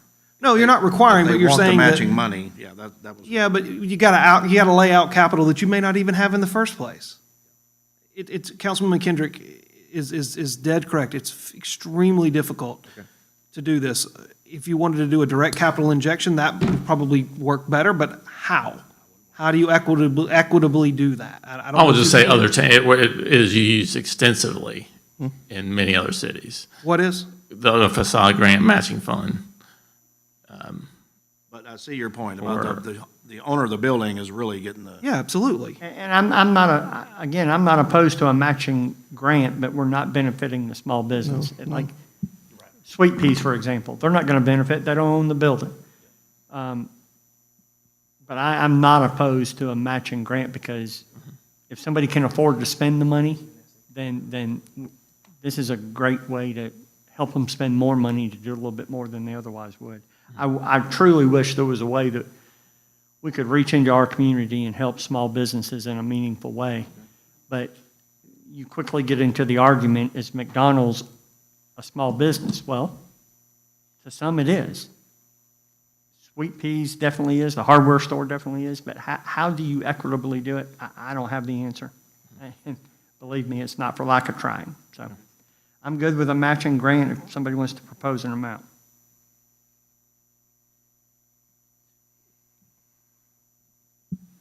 So Mr. Please, Mayor, go ahead, so just so I'm understanding, because I've been asking for a while exactly, what does the business sector in town needs? I've been asking that, and I appreciate seeing it on here.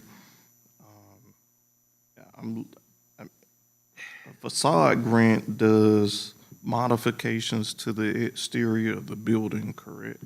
To beautify the To town. beautify the town and the building, so, landscaping, fresh coat of paint on the building, not picking on one, so I'll use the shopping strip, the owner could come back and paint the shopping strip blue, just for example. Change it up, put trees out, restripe the parking lot. So is that what we're looking at as a whole?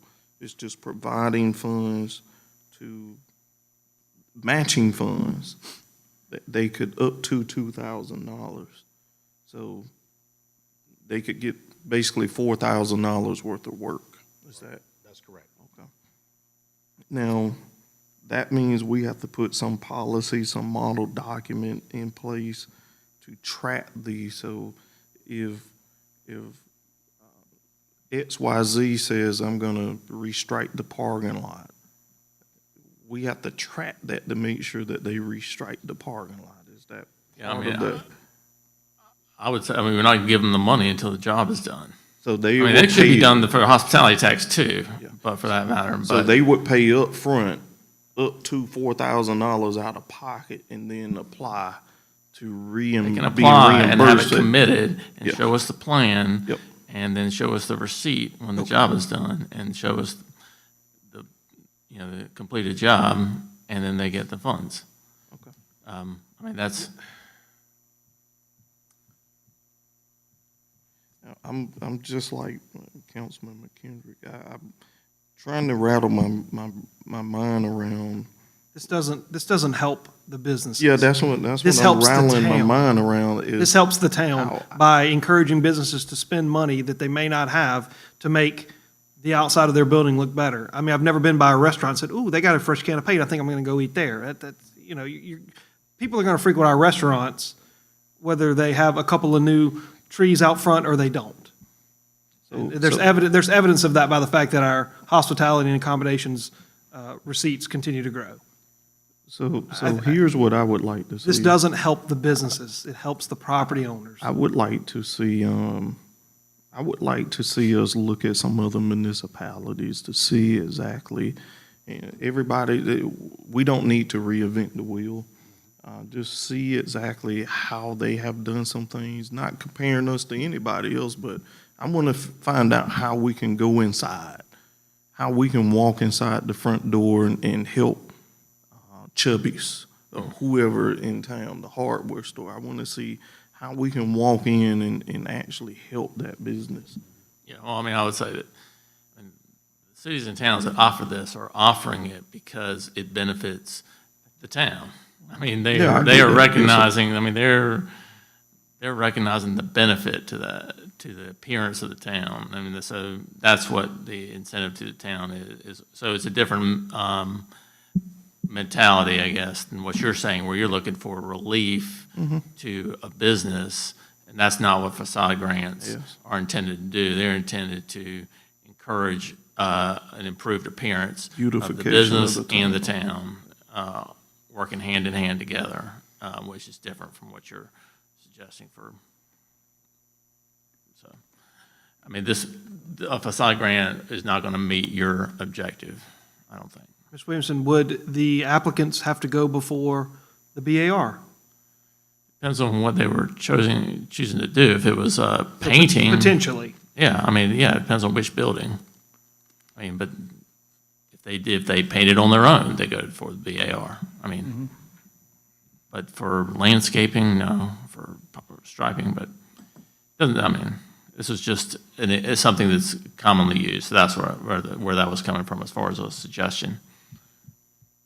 But I can get you some more information as far as how it's been used. I administered this at Casey.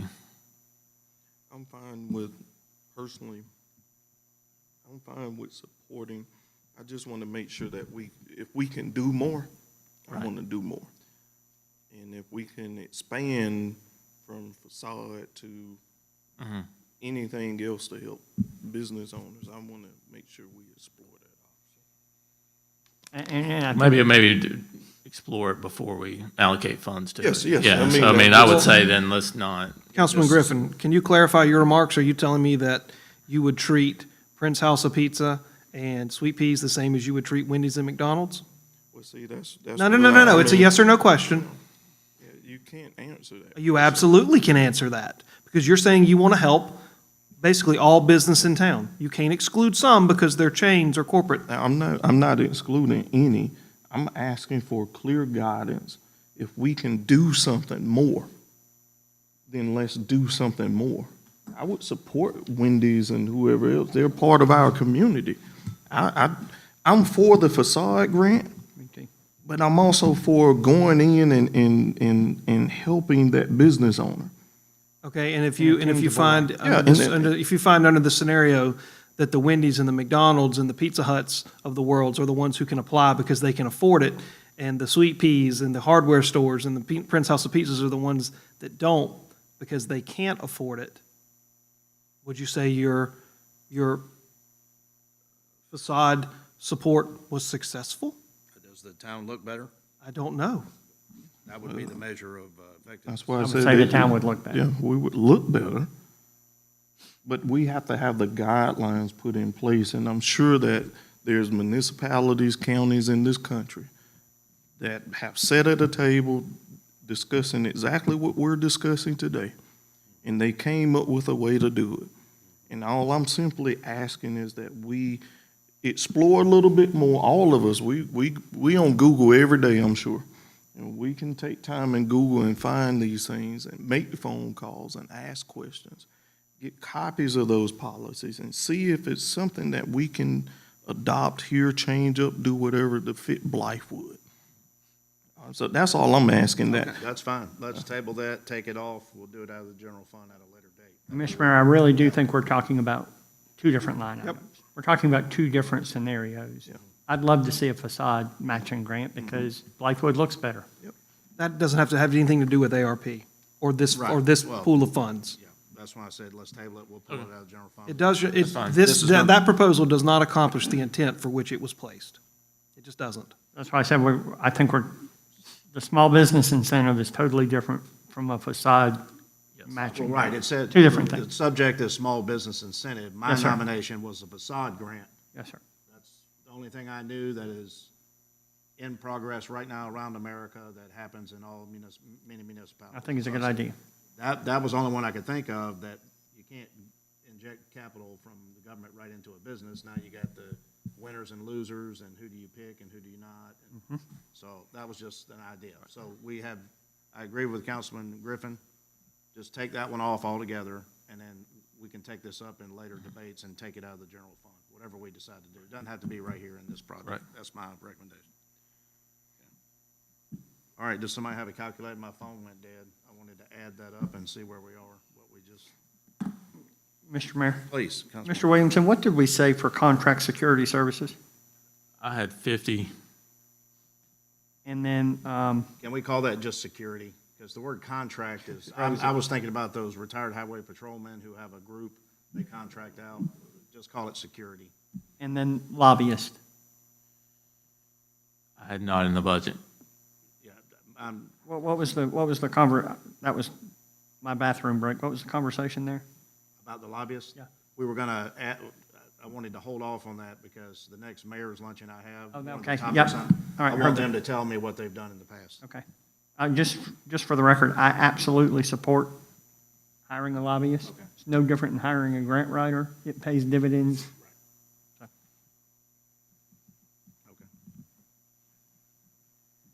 Are we gonna, just before the total is given, on my priority list, the YMCA membership assistance, in my mind, I actually moved that above the line because of the presentation the YMCA came to get their $1,000 from outside server, or it's already in our budget. I would really like to see us do something for the YMCA more significant than $1,000 because of what they're doing for the community.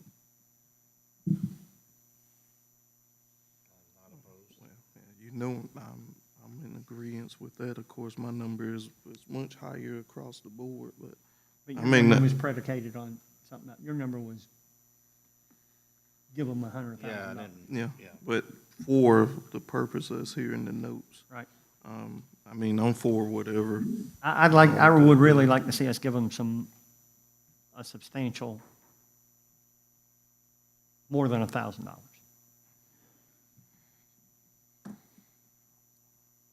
I had absolutely no idea of the statistics he talked about. And you want to talk about meaningful change. That's meaningful.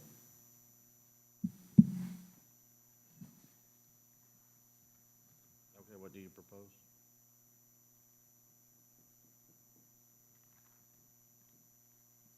I would propose $15,000. YMCA. What happened with Splash Pad?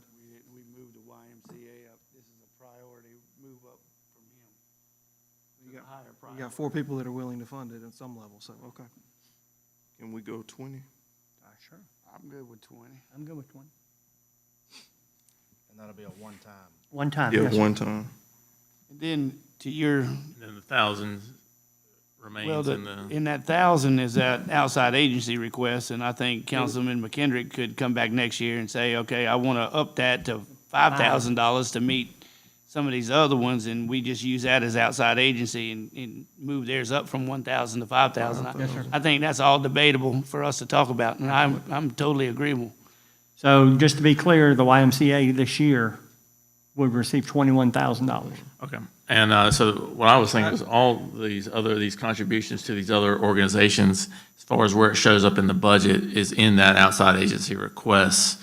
And I can put note on there about this was for this fiscal year. Yeah, I don't want to make your job harder if they get 20 total.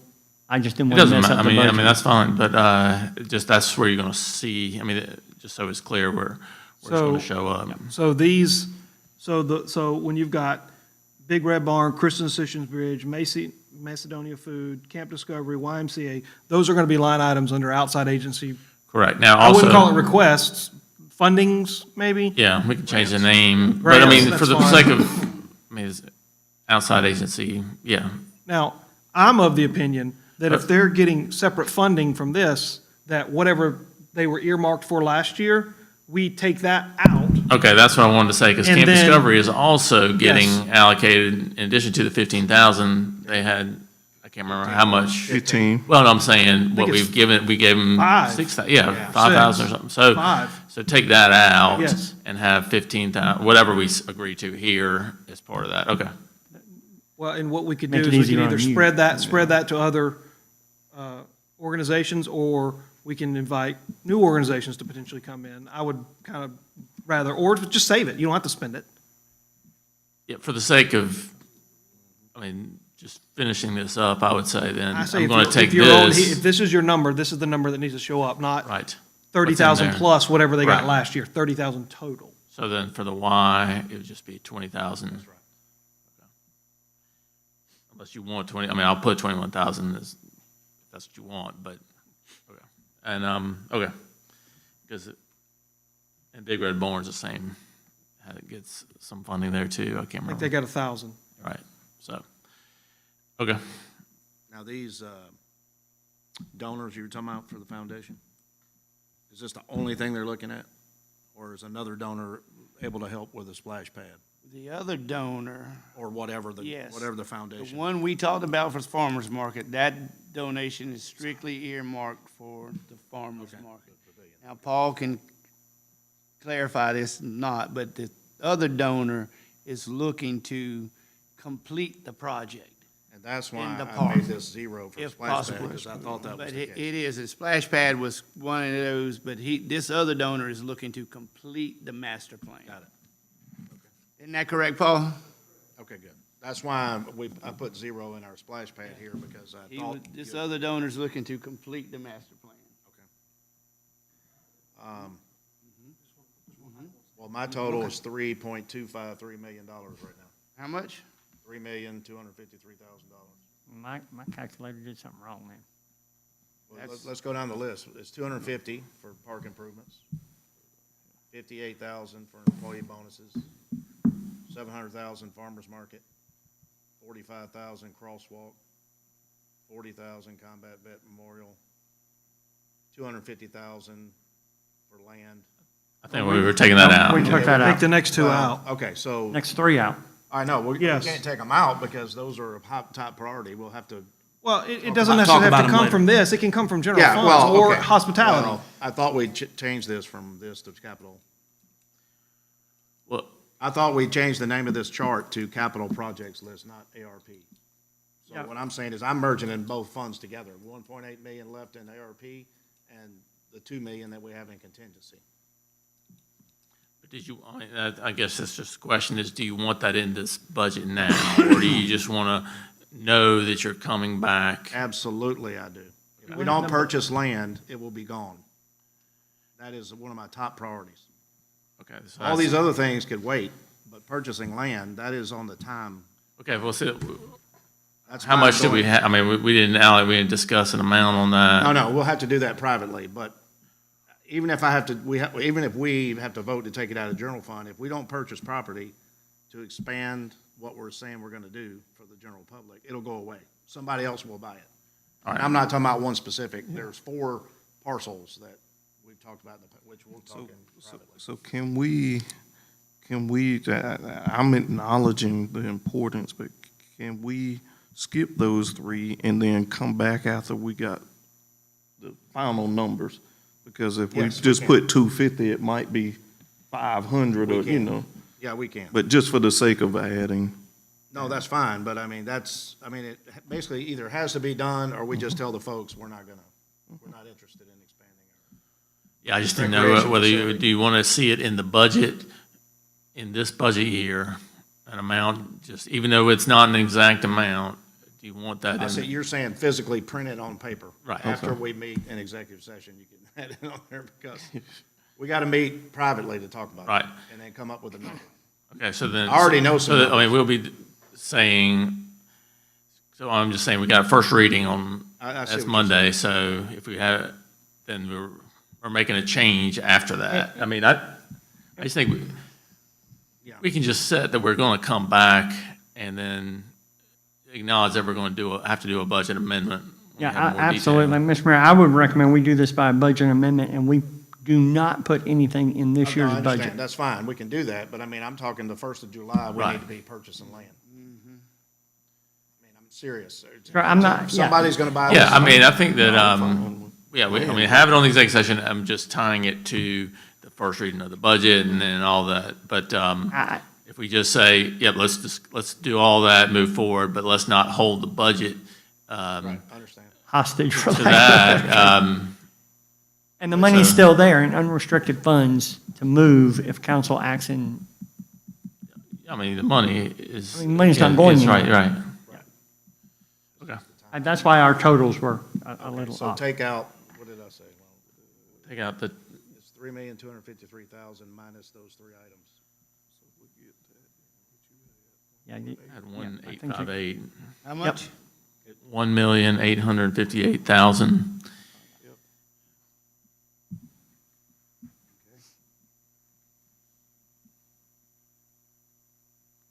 That includes moving the YMCA up, right? Yes. To $20,000. Gotcha. Now, keep in mind, I don't want to get in the weeds, but we got to give Mr. Williamson latitude here, because this is going to change some of the numbers on the budget that we see. So it's not going to be a 1,854 increase. That's right. Okay? So you got to let him and Julie work their magic. It's actually going to be less than that. Right. That's right. Okay. You're right. Okay. Because we merged the, yeah.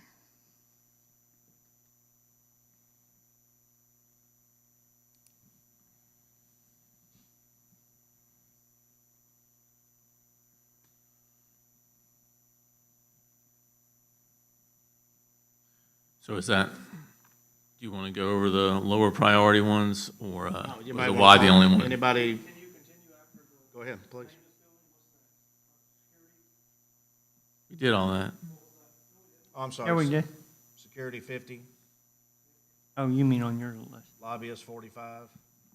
Lobbyists I did not have in this year's I budget. had hold off. And lobbyist was 0. What do y'all have? Well, I had written hold.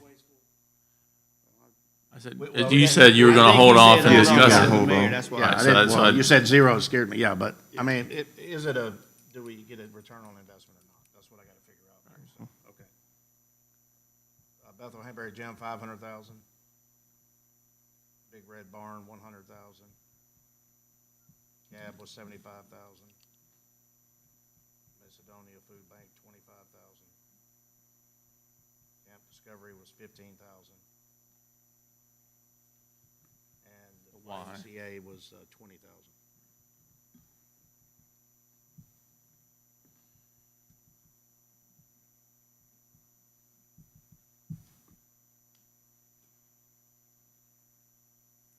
$1,878. Yeah, I didn't think I added the Y. Okay. Now, are we still gonna call it membership assistance, or are we gonna give it to them for their programs? I would give it to them for their That's what I'm program. saying, okay. Knowing that if they deem membership assistance a high value, that's what we're gonna put. That's right, okay, good. Okay. Are you all right with that?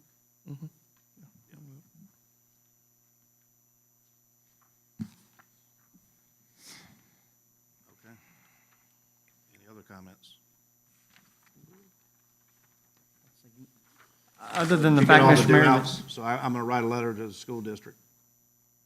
And we potentially can go before them if they wanna talk about it, or just meet offline. The policy for 30% off the top in the future, beginning next fiscal year, will go into your capital improvement fund / park fund, or like at 75-25, or whatever the 2/3, 1/3. yeah, Okay, but that'd be in the, Then the committee piece of. and then we'll vote on, just a subcommittee, or assign a subcommittee for the two bodies, the road improvement program and the policy. Do we need one for the manor, the one you're working on by yourself? You probably need help with that, how you're doing the monetizing of the manor. yeah. When you say, do we need a committee, a subcommittee for it? Do you need help with it, or you, We may, okay? so I may bring back, of course, anybody on council that's willing to jump in with us is more than welcome to. Mr. Mayor, I would just add that the process we just took an hour or over an hour and did is precisely what I'm talking about with A-Tax, H-Tax. And that, to me, is what local government officials do.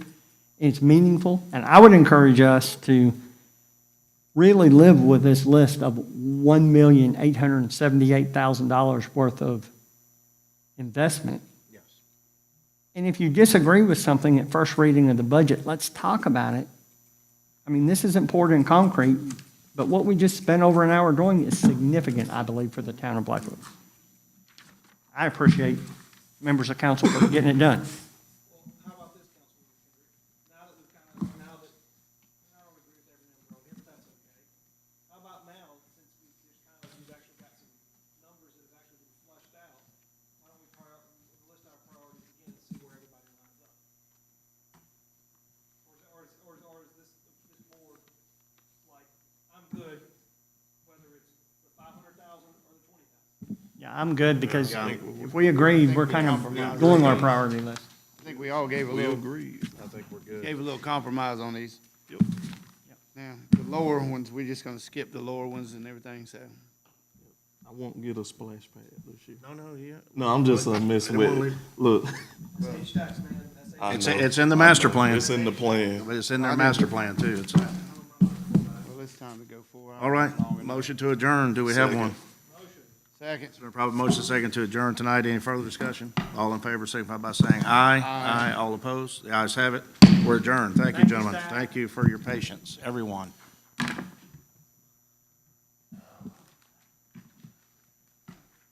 One thing's for sure, nothing was rubber stamped. I hate that word. But we talked about every line item. Oh, no.